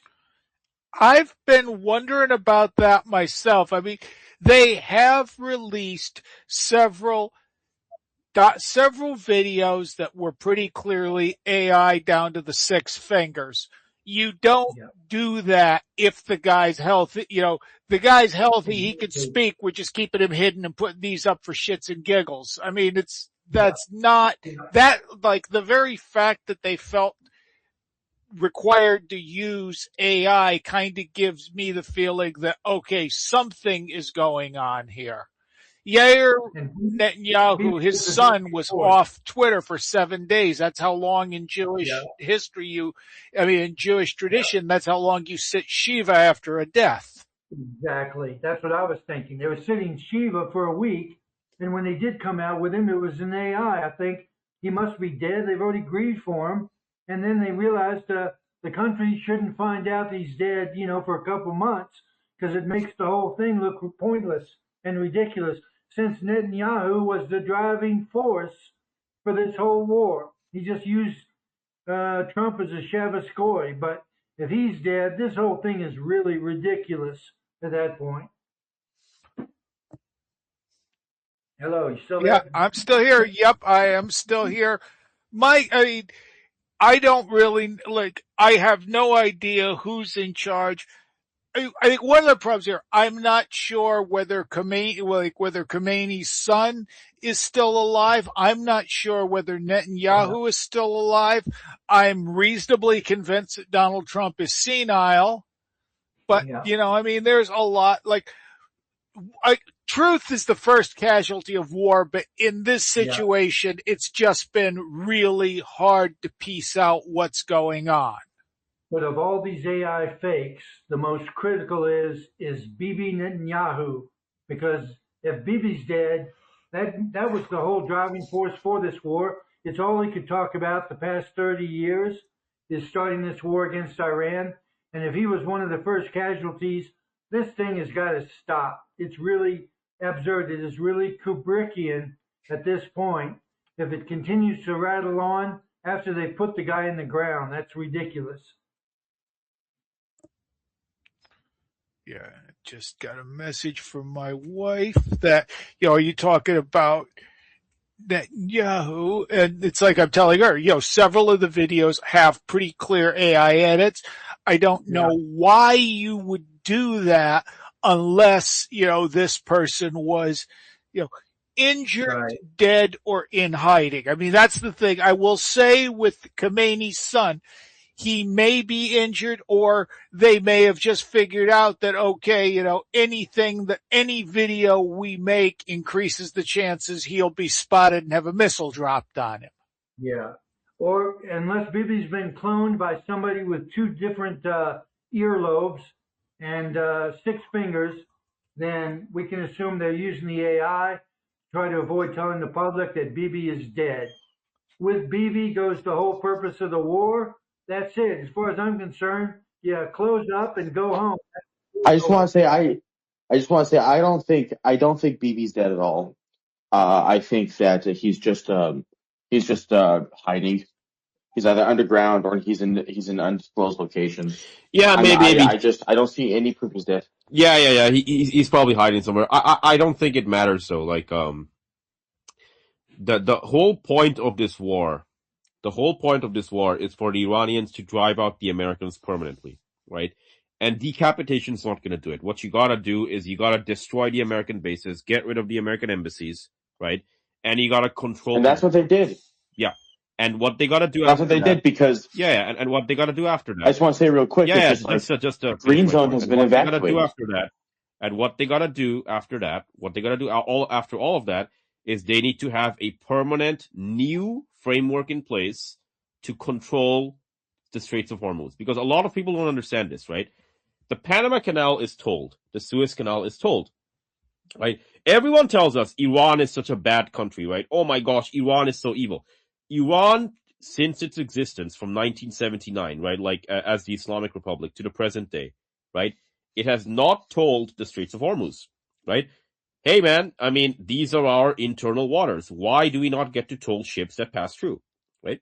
They should be allowed to toll them, man, right? So, and when they finally had that framework, the upper limit of that, what does that look like? $800 billion a year? They're going to be filthy rich, man. Filthy rich. Unless, of course, America doesn't want the helium and the sulfur and the other things, right? But that's a different discussion. So, there you go. Des Moines, Iowa. $6 gasoline. There we go. So much winning, Sir Kenaz. Yeah, I mean, I know the scenarios I ran with ChatGPT yesterday suggested, if this holds up as like through June, if we don't have the Strait of Hormuz open and things are running smoothly again by the end of June, we've got some pretty serious economic problems on our hands. I mean, we don't have, it's not Mad Max territory, but it's hard economic recession sliding into depression if we don't take care of things immediately. I mean, it's just like, yeah, I don't even like, because what is there left to do, right? Like, okay, well, we're gonna unsanction Iranian and Russian oil. And then what? They're gonna unsanction Venezuelan oil, and then what? Oh, we're gonna, release more reserves from our emergency reserves. They can only do this for a few weeks, Sir Kenaz, right? Like, it's March, so April, May, June, so 12 weeks, 13 weeks. 13 weeks is how many days? 91 days. About 3 months. Not enough. 91 days, so 20 million. 20 million is 10 and 20, 1.8 billion. Yeah, no, they don't have enough reserves. Sorry, folks. You're out. You don't have 1.8 billion barrels sitting in reserve. Not enough storage. What a fucking shit show. What are these prices? Oil prices. This is just... I'm just seeing the oil prices for like Omani crude and these other things. Sir Cleveland has to go. Sorry to duck out early, but I have an appointment at... Oh, it's all good, Sir Cleveland. Thank you for being a lovely Brother guest. Najee is with us. Oh, Brother Najee's here, yeah. Yeah, I'll make him speaker. Why not? Make him speaker. Make him speaker. Give it a few moments. There we go. Oh, I forgot to add. Can I just say one quick thing? Yeah, go ahead, man. So about Probably didn't. Netanyahu. So, in case if people forget, when Ariel Sharon had like a brain stroke and became pretty much incapacitated, they didn't tell like the general public for a very, very long time. Like he just kind of disappeared off the scene when Ariel Sharon, like in the early 2000s, was prime minister. So this is pretty standard for what the Israelis do. So probably he's dead, and the Israelis just not telling people. I mean, they did that to Ariel Sharon 2 decades ago. So just I don't think something to keep in mind. I understand what you're saying. I don't think though, because like the difference between Ariel Sharon and Netanyahu is that Netanyahu is really the last politician in Israel who can hold this place together, right? So, Ariel Sharon hasn't been seen for 8 years since he went into that hospital. Well, whatever, right? Like the military's running things. Well, they don't really have that option this time around, right? Like, if Netanyahu is dead or incapacitated or whatever, that's like a big morale boost. Not morale boost, rather, but morale dampener for like the Zionists, right? And the thing with them is that they've got all these different factions, and it's only Netanyahu who knows how to keep all the factions in check and in line, right? So, yeah. Which is why I think he's still alive. I mean, you're already seeing the Israelis who can get the fuck out. They're already getting out. I mean, no one wants to live basically in Israel if they could manage not to. So its days are numbered. Its days are numbered. Its days are numbered, yeah. I'd like to posit a quick prediction about how it will go down, because there's so many Yemenite, Iraqi, these Mizrahi Jews in Israel, and a lot of them do not have dual citizenship, right? And it's like the classic issue in America where like black cops are way more brutal typically than white cops, because they have to prove that they're the sort of house Negro type deal. A lot of these Yemeni, Iraqi, Moroccan, Algerian Jews are very brutal, and they're very they're also looked down upon by the Ashkenazis. And so they're the ones who are going to be sort of left in control as the Ashkenazis flee. And obviously they're only like 3 million of them, but it's just going to get more crazy. Like, if you think you've seen retarded Jewish leadership in Israel for the last 7 decades, it's just going to get way more retarded. So, unfortunately, but it like will America, they're going to discover like just how low you could sink in retardation. Exactly. You think your leader's stupid? Watch this. There we go. So much retardation. Trump is just following in the footsteps of like the trolling performer like Idi Amin.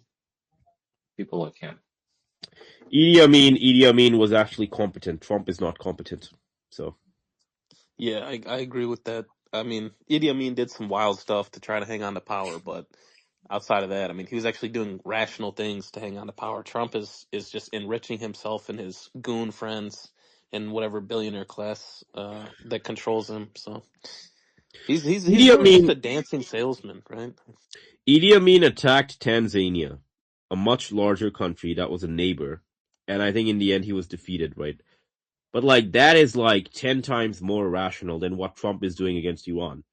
Because like the thing is, Idi Amin lost his country and lost whatever, right? But Trump is not just going to lose the country, lose America, lose the empire. He's going to lose 6 centuries of Western sea power, right?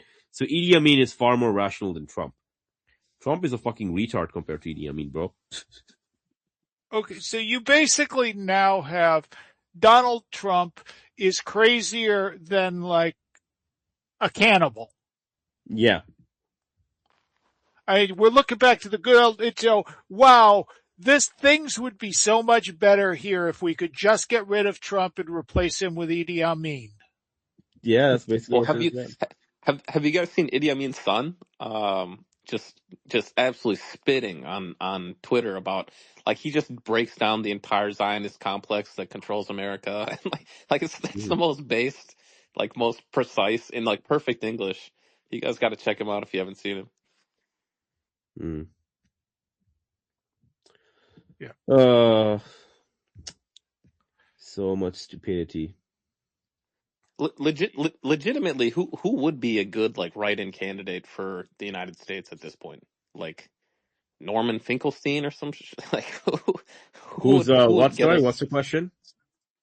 The question was, it's a hypothetical, but who would be a good write-in candidate if, let's just say, hypothetically, 150 million Americans Yeah, are that's a trick pissed off at question both because America's parties? finished, man. Okay. Yeah, this is the final president, man. There's no fucking replacements coming. This is the Soviet Union collapse, man. That's what this is. Yeah.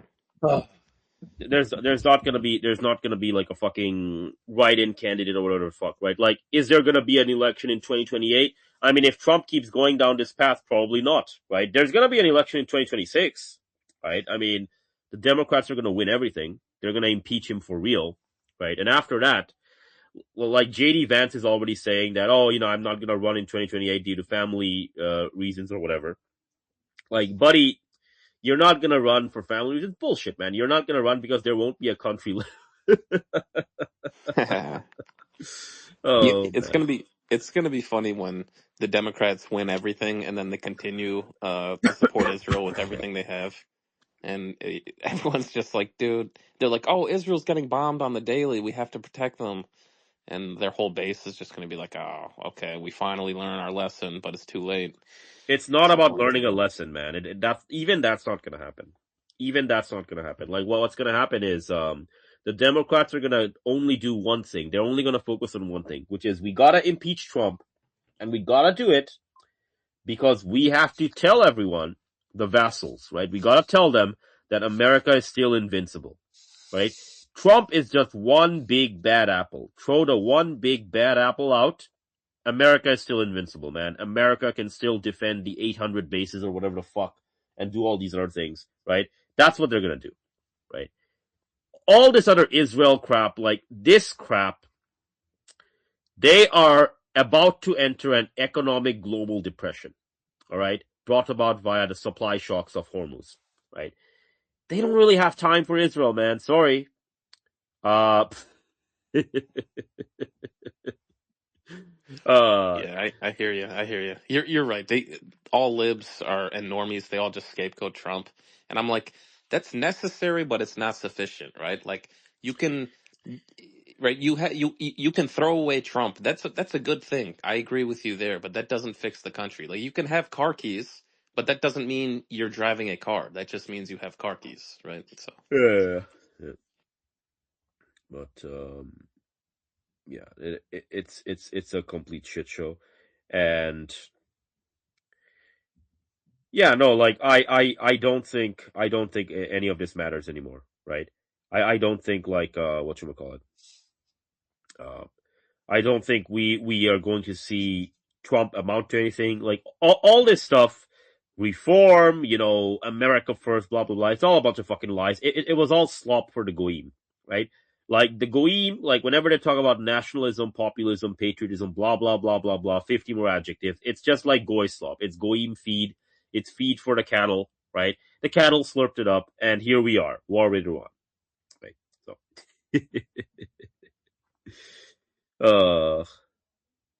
Yeah, I very much highly recommend Adam Curtis's most recent documentary. It was like 2024, I want to say, or 2023, maybe, yeah, 2024, on the collapse of the Soviet Union on the BBC. It's the only program that the BBC is like actually gives the producer creator like freedom to not be a imperialist mongrel, and it's diabolical how that goes down and like the yeah, outcomes. yeah. Like people in the West, everyone kind of knows, but when you look at it in detail, it's Mm-hmm. I mean, they went from a relatively prosperous, growing society to living in like tunnels under Moscow in like 3 years, 4 years. So I mean, it's like everyone became a prostitute. Everyone like there's just internecine political fighting, Yeah, and they tried the whole time. They were trying to do these slaps, slapdash measures to like keep everything together, yeah. and it didn't turn out well at all, No, and no, none no. of those worked. And it's the one thing that's very funny to me is they had this thing called, I think, the Gauss plan or something like that, and Yeah, they had this big ministry building right in like the 80s, and they had all these really shitty computers, and and they were trying to do what AI is trying to do now, which is like, if we feed enough data into these computers, it'll tell us exactly how many shoes we need to send to Irkutsk, yeah, and everyone will have shoes. And then it sends like 20 shoes to Irkutsk or yeah, something, or yeah. it sends like 200 million to Irkutsk and none to like, Mm-hmm.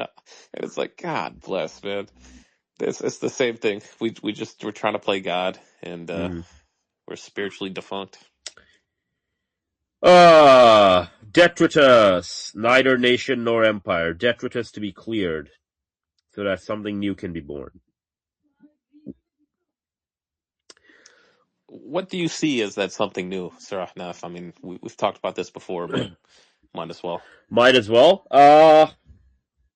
If we're being 100% realistic, no bullshit, no like sugar or whatever coating to it. What it comes down to is when America falls, it's now a when, not if.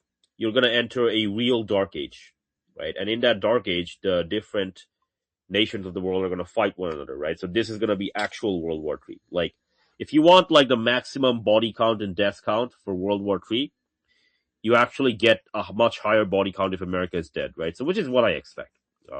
Like this century, we're going to have multiple world wars, multiple, probably like half a dozen or so, right? And the world population is probably going to drop to between 3 billion and 2 billion, right? Uh, but yeah, we're entering a 1,000-year dark age. And in the dark age, there's going to be a lot of thinking involved with regard to what the next thing should be, right? Should it be this thing that we tried where we tried to do infinite growth and whatever, and we got into this mess, right? Or should we try for a new society, right? But like, America will be viewed as like the apex of like degeneracy and all these other things, right?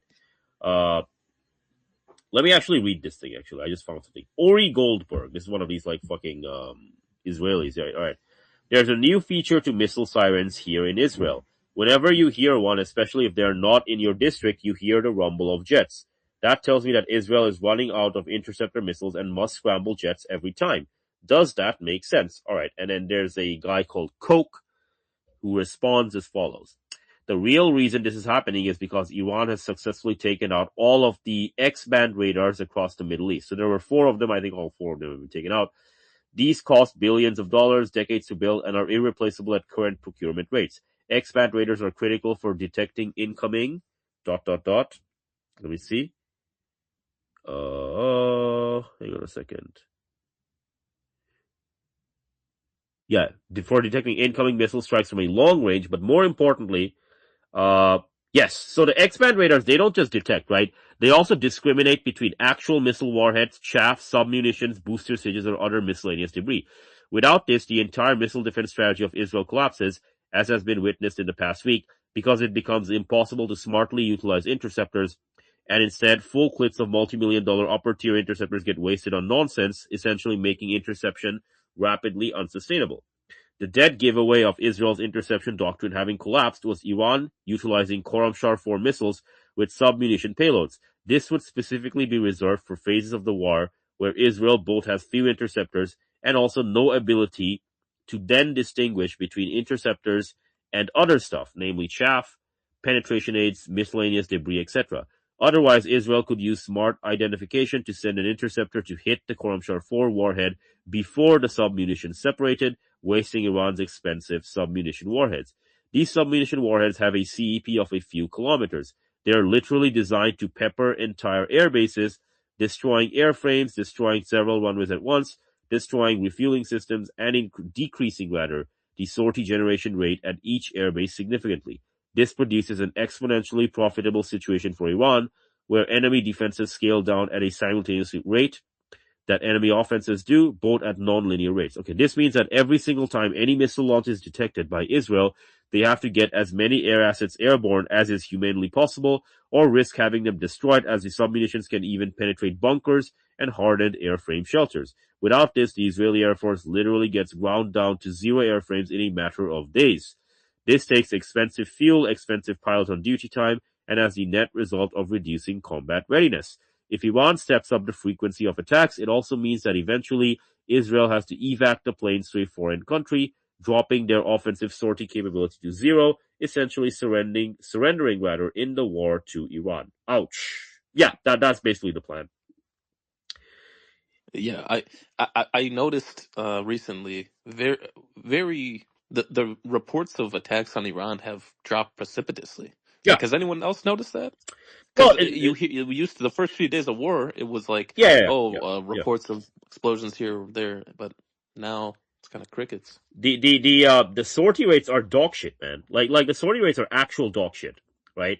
You know, it's so fucking funny. Like I don't say this lightly, but like Westerners are incapable of like thinking about these subjects with like proper reasoning and critical thinking. Like, okay, so if you take off from Scotland or whatever, right, and you fly like a dozen plus hours, right, through the Mediterranean, and then you're 500, 600 miles away from Iran, and you fire a bunch of JASSMs, buddy, like that round trip alone, right?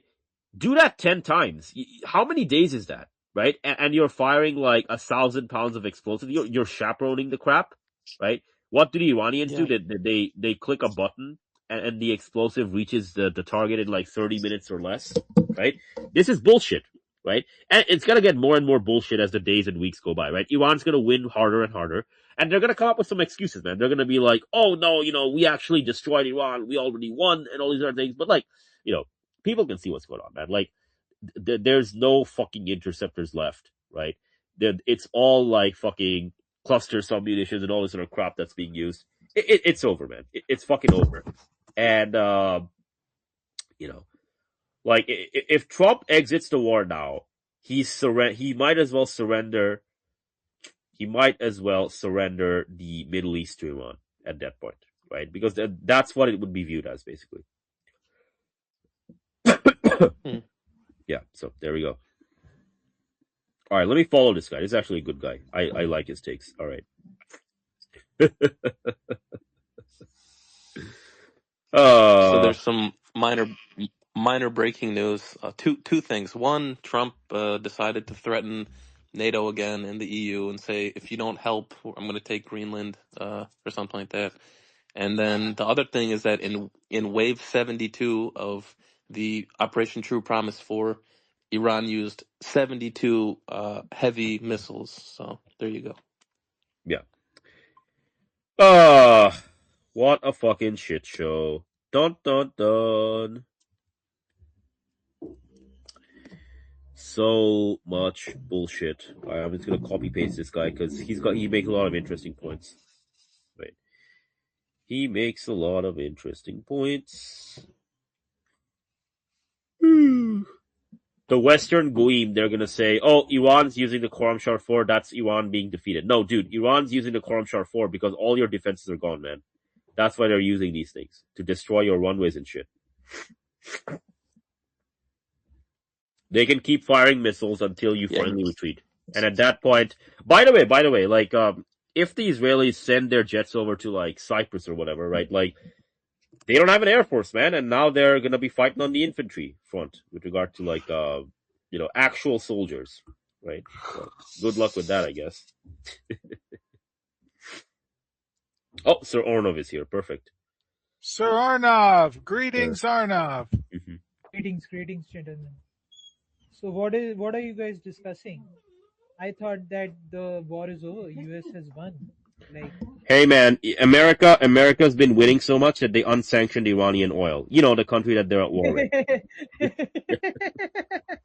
I messaged you this like in the group yesterday, and I was Yeah, like, really? Like, yeah. I was also shocked when it actually happened. They don't have a choice, man. Like if they don't do it, like what are their options? Russian oil and Iranian oil. That's it, right? And even with that stuff, it's still like a big shortfall on the market, right? Like the moment an energy crisis starts, right? The moment an energy crisis starts, it's over, man. Like there's not like this stupid economy or like AI and all this other fake crap. You think this thing's gonna survive? No, it's not. So, you know, they're trying to extend this thing as much as possible. They're hoping for some miracle where like the Iranians surrender any second now, right? But it's not going to happen. Yeah. The funniest thing with unsanctioning the Iranian oil is the Iranians are basically saying, well, we have no oil to sell to like the West, Mhm. to the Europeans and to the Japanese anyway. Like they're all going to like China. Yeah. And it's the same thing with the Russians, with Europe, right? Europe is like, oh, we're gonna delay our weaning off of the Russian oil, or or maybe not gonna wean off Russian oil in 2027. Mhm. And the Russians, or we're gonna delay that. And the Russians is like, you know what? Like, if you're gonna try to wean off, why don't I just cut you guys off now, so I don't have to deal with a headache next year? Mhm. So it's a double whammy for them. Double whammy indeed. Mm-hmm. Oh, let me read this actually. This is an interesting one. Okay. Eloi Brunner Groiper. Iranian flag emoji, Russian flag emoji, alright, and then like Orthodox cross emoji. Alright. One of the greatest sins of American nationalism is that it is rooted in status anxiety. Because the US never had any real class stratification outside of the South, America is a nation of perpetual middle-class social strivers. They think being white grants clout and cachet. Goy Americans have no real love of their own, no actual fraternal solidarity with fellow Americans or whites beyond the most mercenary sense of common self-interest. They shout, quote, "You're brown," not because it indicates a hostile subversive outgroup, but because it is a mere status marker. This is why Goy Americans frequently indulge in sadism against Europeans while claiming the mantle of pro-white politics. There is no sincere willingness to fight and die for kin and patria, only sociopathic social calculations. And this is also why they are prone to philo-Semitism. Jews are, after all, the highest rung of the American class system. Ergo, they must be worth emulating. No values, no principles, only effeminate vanity and the pursuit of social validation. Hence why they are so easily tricked into supporting Zog. Wow, that's actually very well said. I'm gonna share this around. But you gents continue as I screenshot this.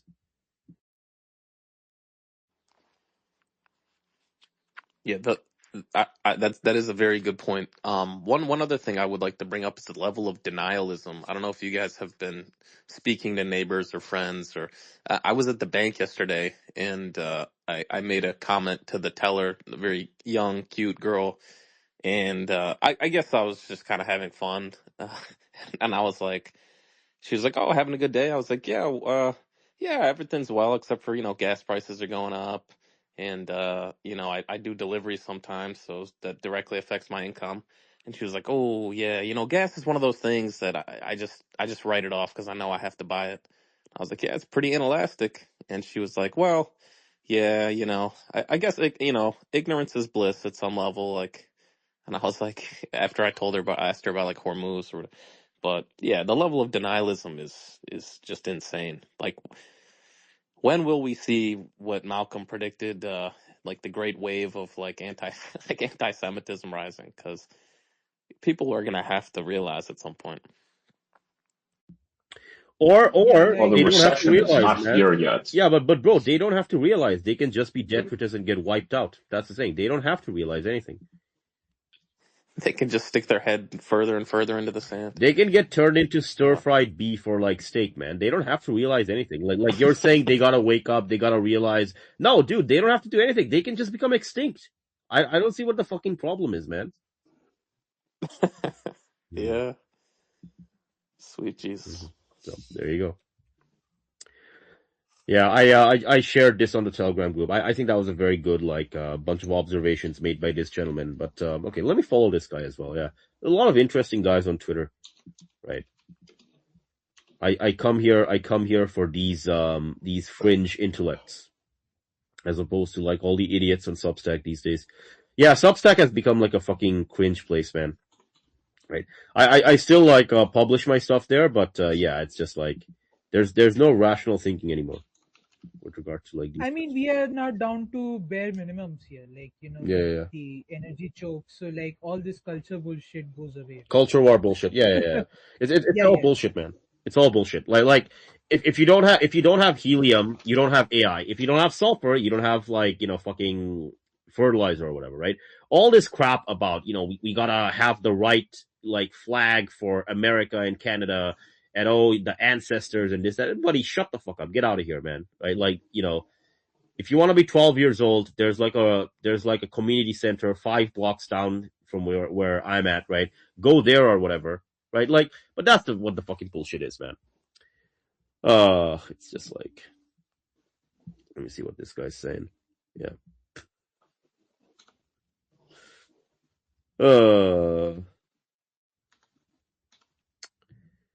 Bab el Mandeb Strait. By the way, the Bab el Mandeb still has not been blockaded by Ansar Allah. So, just letting you know that all of the energy problems and whatever that you're seeing across the developed and not so developed world, that's only that's only half the story right now, gents. Right? The other half has not been sealed. The other pool has not yet been closed. One pool closed, the other one not so much. Brother Naji, get out of there, man. Why are you in Ohio, Pakistan? Go back to real Pakistan.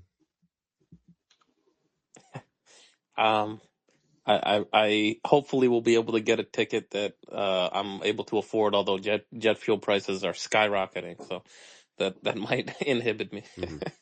Oh yeah, I Don't told my wait for it, parents. right? I mean, I told my parents like if they're going back from China to Canada. I said because they go back and forth. I said this time. I said you probably should buy your return ticket now, just because like you don't know what the prices are going to be like Mhm. 3 months from now. Mhm. Like Yeah. especially with things like I'm hearing like China stopped exports Mhm. of like jet fuel to Australia, and then Australia's like, oh, we have less than 2 weeks of jet fuel, Sucks to be you, which is Australia. like crazy. It's Yeah. like Breaking news. it's like crazy. Like how much? Yeah, breaking news, gents. United Airlines cutting 5% of all scheduled flights due to high fuel prices. We're just getting started, folks. Good We're just getting lord. started, and they've already cut 5%. Yeah, this is gonna be worse than COVID. I'm already letting you guys know. I mean, this is COVID plus global financial crisis. Like, is it like closer to 1930s? Like, are we going to go there? This is gonna be an order of magnitude bigger than 1929, and it's going to be more significant than 1415, 1509, and 1492. Does that make sense? Yes, it'll be historically jarring to the point where we enter a new dark age. It's somewhat like I heard Yanis Varoufakis, Yeah. whatever you think of him, the former Greek finance minister. Mm-hmm. He described perfectly the situation Mm-hmm. in that there's going to be an inflationary shock and there's going to be a recession at the same time. So you're going to have higher prices and higher unemployment at the same time. Those two things spiral, and pretty soon everyone's going to, not everyone, most people are going to be out of a job, and people are going to have to pay more for the things they need to survive. So Yeah, it's headed towards sort of Zombieland apocalypse, unfortunately. Except for those countries that make good with Iran, they might have a chance, but we'll see. Oh, they'll have a chance. I mean, one thing that's one thing that's gonna end is basically what is it, like global travel. Like that shit is gonna end. Yeah. Like there's no way you could travel like with global travel. I mean, if I think Europe, like traveling between Europe will still probably be a thing because that's at least like by rail, right? Hmm. But like flying, that's not going to be a thing Hmm. anymore. Not with the prices like this. Hmm. Sir Meow Meow, are you telling me that the YouTube travel vloggers are all going to be out of work and will be spared their incessant, ridiculous content? Is that what you're telling me? Because, hooray for Look, that. man, or they're probably just going to have to like, I mean, I don't know if they're going to be out of work. Some of them might find alternative methods of like talk blogging, like, bike pedaling or something. But like the idea that you're gonna fucking fly like everywhere, like yeah, that's not happening. Like maybe if you or I don't know, maybe if you like I think Europe will probably be okay because they have high speed rail. So Europeans can walk I to don't know. work. I Like don't know how it's tied to the energy grid. But like Europeans. the idea that you could travel from, let's say, what is it? It'll be basically like you remember when China had zero COVID and they shut down basically most routes Hmm. in and out of the country, Hmm. and then usually a normal plane ticket that costs a round trip plane Hmm. ticket that costs about, let's say, like under 1,000 between, let's say, New York to Beijing, Hmm. all of a sudden is at least like 4 to 5,000, and these are for economy seats. These are prices usually, for business class, like the lower end of the business class, and then sometimes it could even get to like 10K. So you're going to see like a price jump like that. And if it's that expensive, then yeah, like there's going to be a lot less travel in between. Not that there wasn't already, like, and this is going to be really bad for European and American airlines because the thing is, with the war in Ukraine, basically American and European airlines lost Russian airspace, right? They can't go through Russian airspace.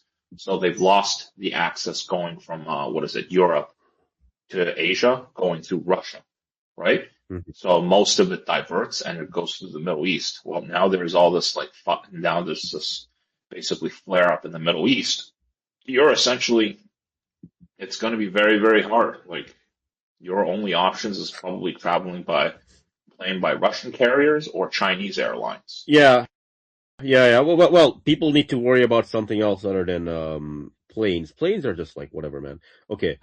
That is like a luxury good for many people around the world. Okay, Brian Tykenko, I don't know how to pronounce it. Apologies. Okay, spoke with some friends in the plastics business. They are just about completely run out of raw materials and cannot find any new suppliers since China restricts exports of petroleum-related downstream products. This is going to get much worse before it gets better. There we go.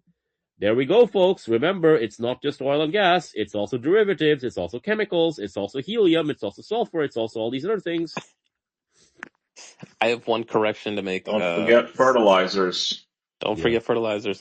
One correction is that it's going to get worse before it gets worse, Sir Ahnaf, not better. Just one quick correction. There we go. There we go. Correction gladly accepted. I mean, this is so like actual supply is going down. Like now, the human reaction to this crisis, I will tell you in India, right now we are having shortages of LPG cylinders. What Yeah. people are doing is that they are like buying trucks of LPG cylinders and they are selling those in black in order of 10 times or 1,000 times more prices. Like this is like this is what we are going to witness now. Like one Mhm. is the crisis. Now then there are going to be people who are going to like profit from this shit. Yeah. Oh yeah. When you, Sir Arnav, when you look at the downfall of Russia, the black market is what took over. I mean, nobody went to the state-owned stores anymore. They just went to the black market. They paid exorbitant out their nose. They, paid with their bodies. They paid with their children's bodies. They paid with Mhm. whatever jewelry they had, and they got their food for 6 months, and then Mhm. they started to starve. And I mean, that's literally That's what happens, unfortunately, very unfortunately. They went back to bartering. I mean, they essentially went back to bartering. Exactly. Teachers were paid in like vodka and like goods, durable goods, rather than like currency. And I mean, yeah, it was really bad for the Russians, and at least for the Russians, I think they have, I'm not totally sure, maybe I'm wrong on this, but I think they have a stronger like familial structure than I think what you would normally see in the US. That's the sense I get. Americans Yeah. will be bartering. They'll be bartering their access to OnlyFans accounts for their FanDuel picks. Yeah, well. Mr. Afghanistan Go ahead. war. Afghanistan war, $895 billion. Cost of just the military engagements, right? No, we're not talking about secondary, tertiary stuff, right? Iraq, $805 billion. All right. Iraq, 2003, 2000 okay. Afghanistan, 2001, 2021, $895 billion. Iran so far, $216 billion. Sir Kenneth, how many days has it been? It's going on day 22, I believe.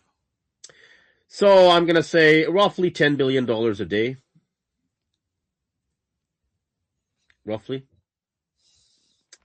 Wouldn't surprise me. Roughly $10 billion a day. And, by the way, gents, the debt is like 39 trillion, and like, the non-military costs, whether it's like interest on the debt, all these other things, that's like 10 billion. This is gonna fucking bankrupt America, man. It's fucking over, right? Yeah, have you guys talked about the 10-year bond rate yet? I mean, it jumped significantly, and they're talking about rate hikes now, right? A lot of countries around the world are talking about rate hikes into a recession. Mm-hmm. That's the definition of it's over, folks. Mm-hmm. It's over.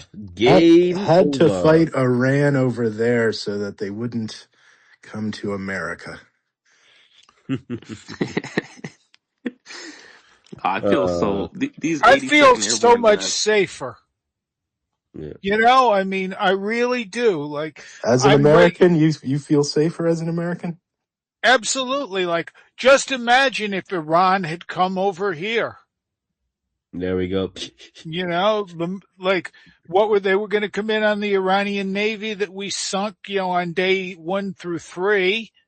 What exactly, maybe they would have lobbed missiles at it. Or maybe they would have wiped out all our Air Force bases in the Middle East. Many malls across the Midwest are at threat, Sir Knez. It could have been awful. No, they're gonna come here commercial airline style, and they're gonna try to get a nuke into the U.S. just like in True Crimes by Arnold Schwarzenegger. All the Hollywood. Wait, is True Crimes? Was that Iran or was that Libya? I forgot. I forget, man. I forget. Anyhow, it's all bullshit. Like, but you get the point. You get the point. Yeah. Mm-hmm.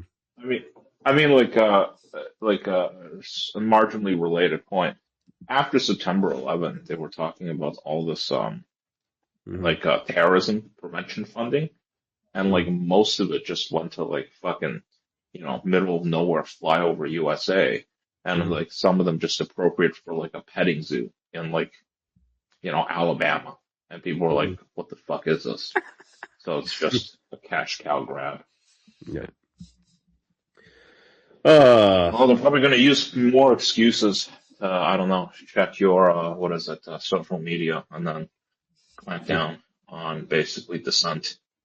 I got put into fucking Twitter jail when I told some goy cattle that, like, stop being on Twitter. If you really believe this shit, go join the Marines and be bullet bags for all those Iranian missiles that, the Americans are going to need to absorb. And apparently that is hate speech. Oh, like, telling people to live up to. Yeah. Telling people to live by their conviction is now hate speech. Mm-hmm. So, yeah. There we go. I don't have confirmation on this yet, but, maybe one of you gents can give me confirmation on it. But Ryan Eurabiamania, I don't know this guy. All right. Justin, Japan agrees to pay Iran in Chinese yuan in order for the ships to be allowed passage unharmed through the straits.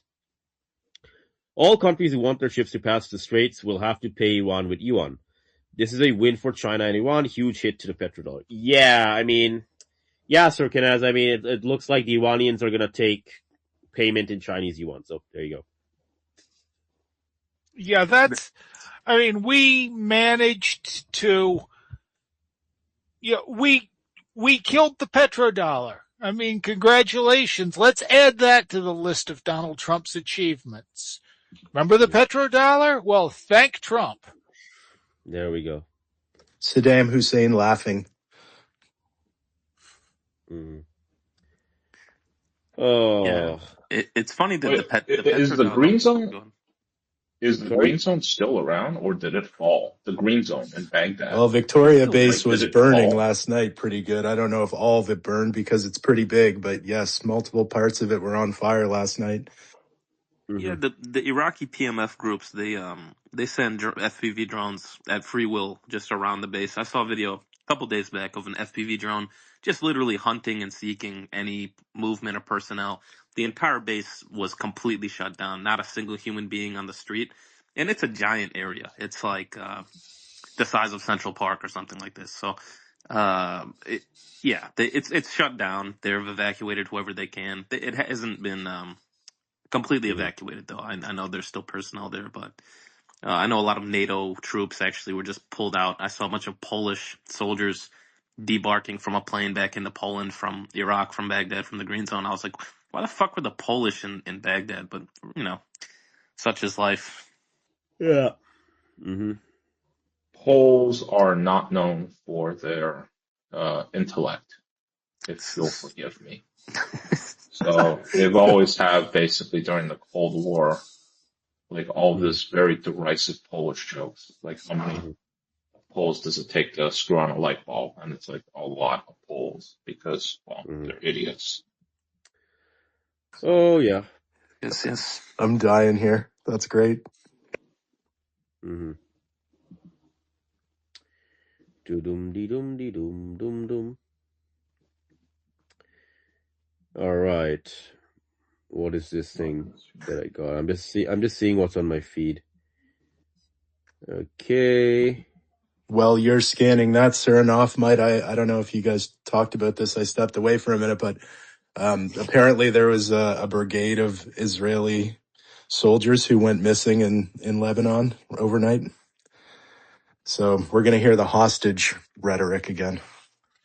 Oh no. Okay. I do have to say the one thing that impresses me about the current battle with Iran and Israel is this may be the first time in recorded history when the Jews are understating their death tolls. The first time in history, Sir Kenneth. What?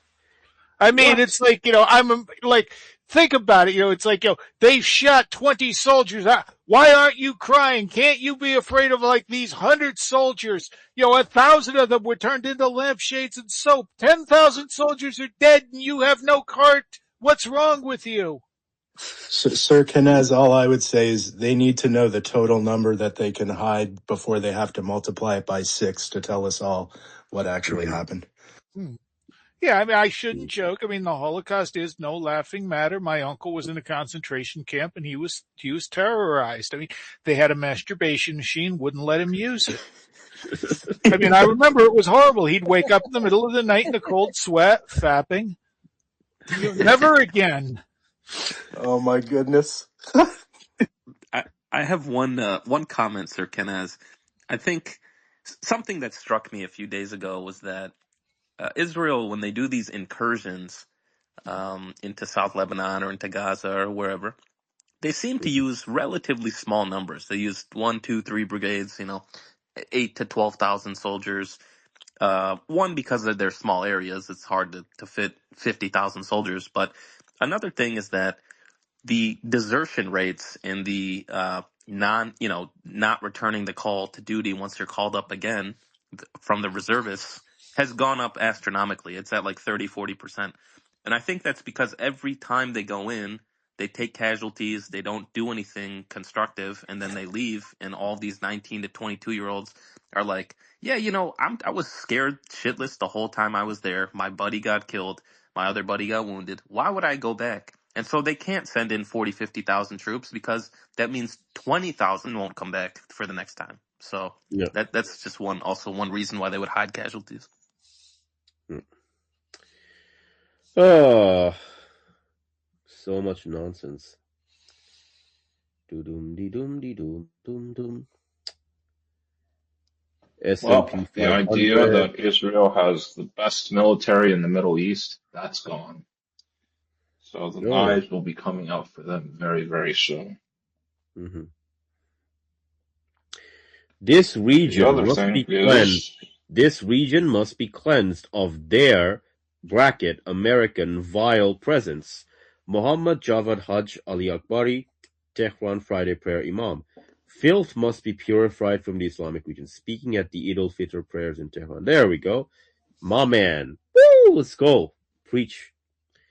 All right. I think you said purified, which I like actually. I think that fry these burgers out of that Purified. region.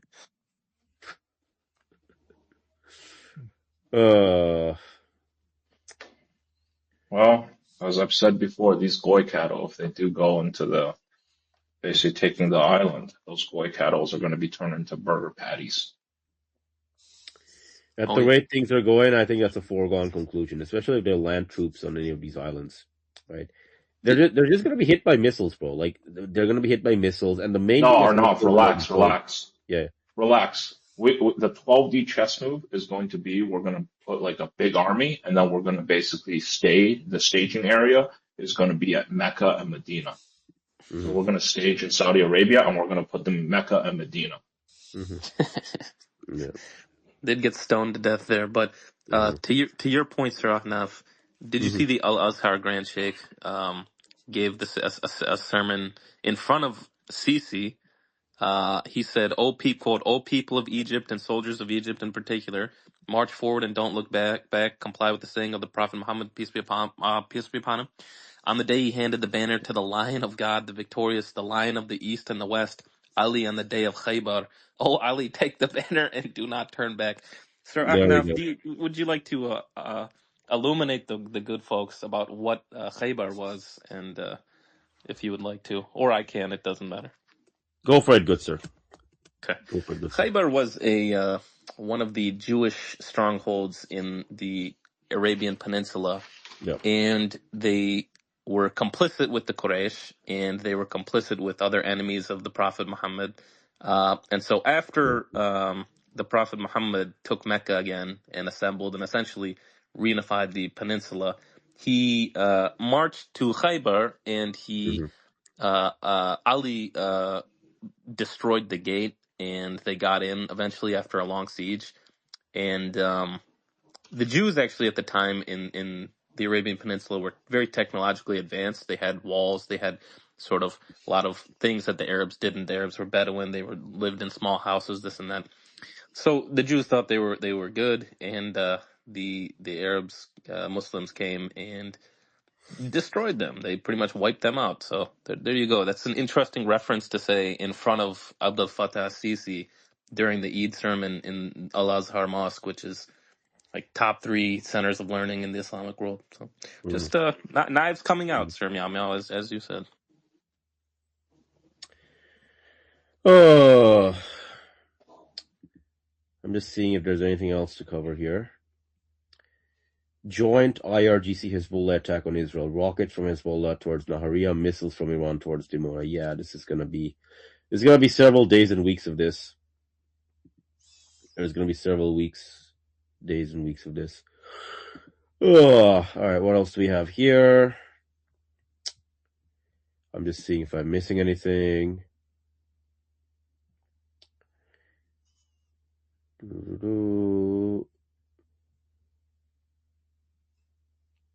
And honestly, I think Sir Kenaz, we've gone on for like 2+ hours.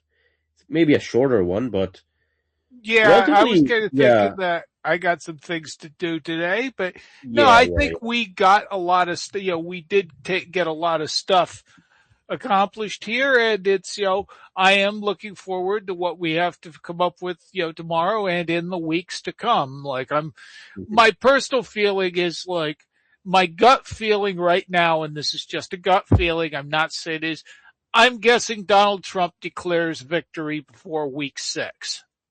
Mm-hmm. That's my guess, just because, declares victory, explains, all goals have been accomplished, leaves, this might happen even faster than that. I do not know at this point, are they organizing all these soldiers with an actual plan to do this, in which case, why aren't you just keeping your mouth shut, keeping this as a classified mission instead of letting them know you're coming? Yeah, exactly. Or is this basically more posturing from the United States, which, look how well the posturing from the U.S. and Israel did at stopping this fight the first time. So, my feeling is they're going to just end it simply because we can't afford an extended battle. Yeah. I think you're discounting the retardation once again, Sir, good Sir Kenneth. That's just my hunch. That is the reason why I say it's like kind of, my hunch and not like a certainty. Every other time I've ever said, no, nobody could be this stupid. Donald Trump has just popped his head up and said, hello. Yeah. The retard factor. There we go. But yeah, no, like in terms of like events and stuff, I mean, America's fucking losing, whether it's unsanctioning the Iranian oil and all these other things. There are going to be more and more concessions in the coming days and weeks, right? But overall, like, the sortie rates are down for the Americans because, again, they're flying fucking jets from, like, Scotland and these other places to fire JASSMs. So, Iran's going to do more and more of the same. They're going to keep on attritioning them over and over again, and that's kind of how it's going to develop. But with that being said, anyone want to make some final comments? And if not, we can just close off the spaces. All right. Sounds good to me. And, to all the people who have told, who have said that this is not, to all the people that are expecting that we're going to actually win this, that we're only a tiny step away from victory. Well, all I've got to say is the doom cometh. The doom cometh. Thank you, Sir Kenneth. Thank you to all our lovely guests. And yeah, see you next time. See you next time. Take care. Your soul is mine. No!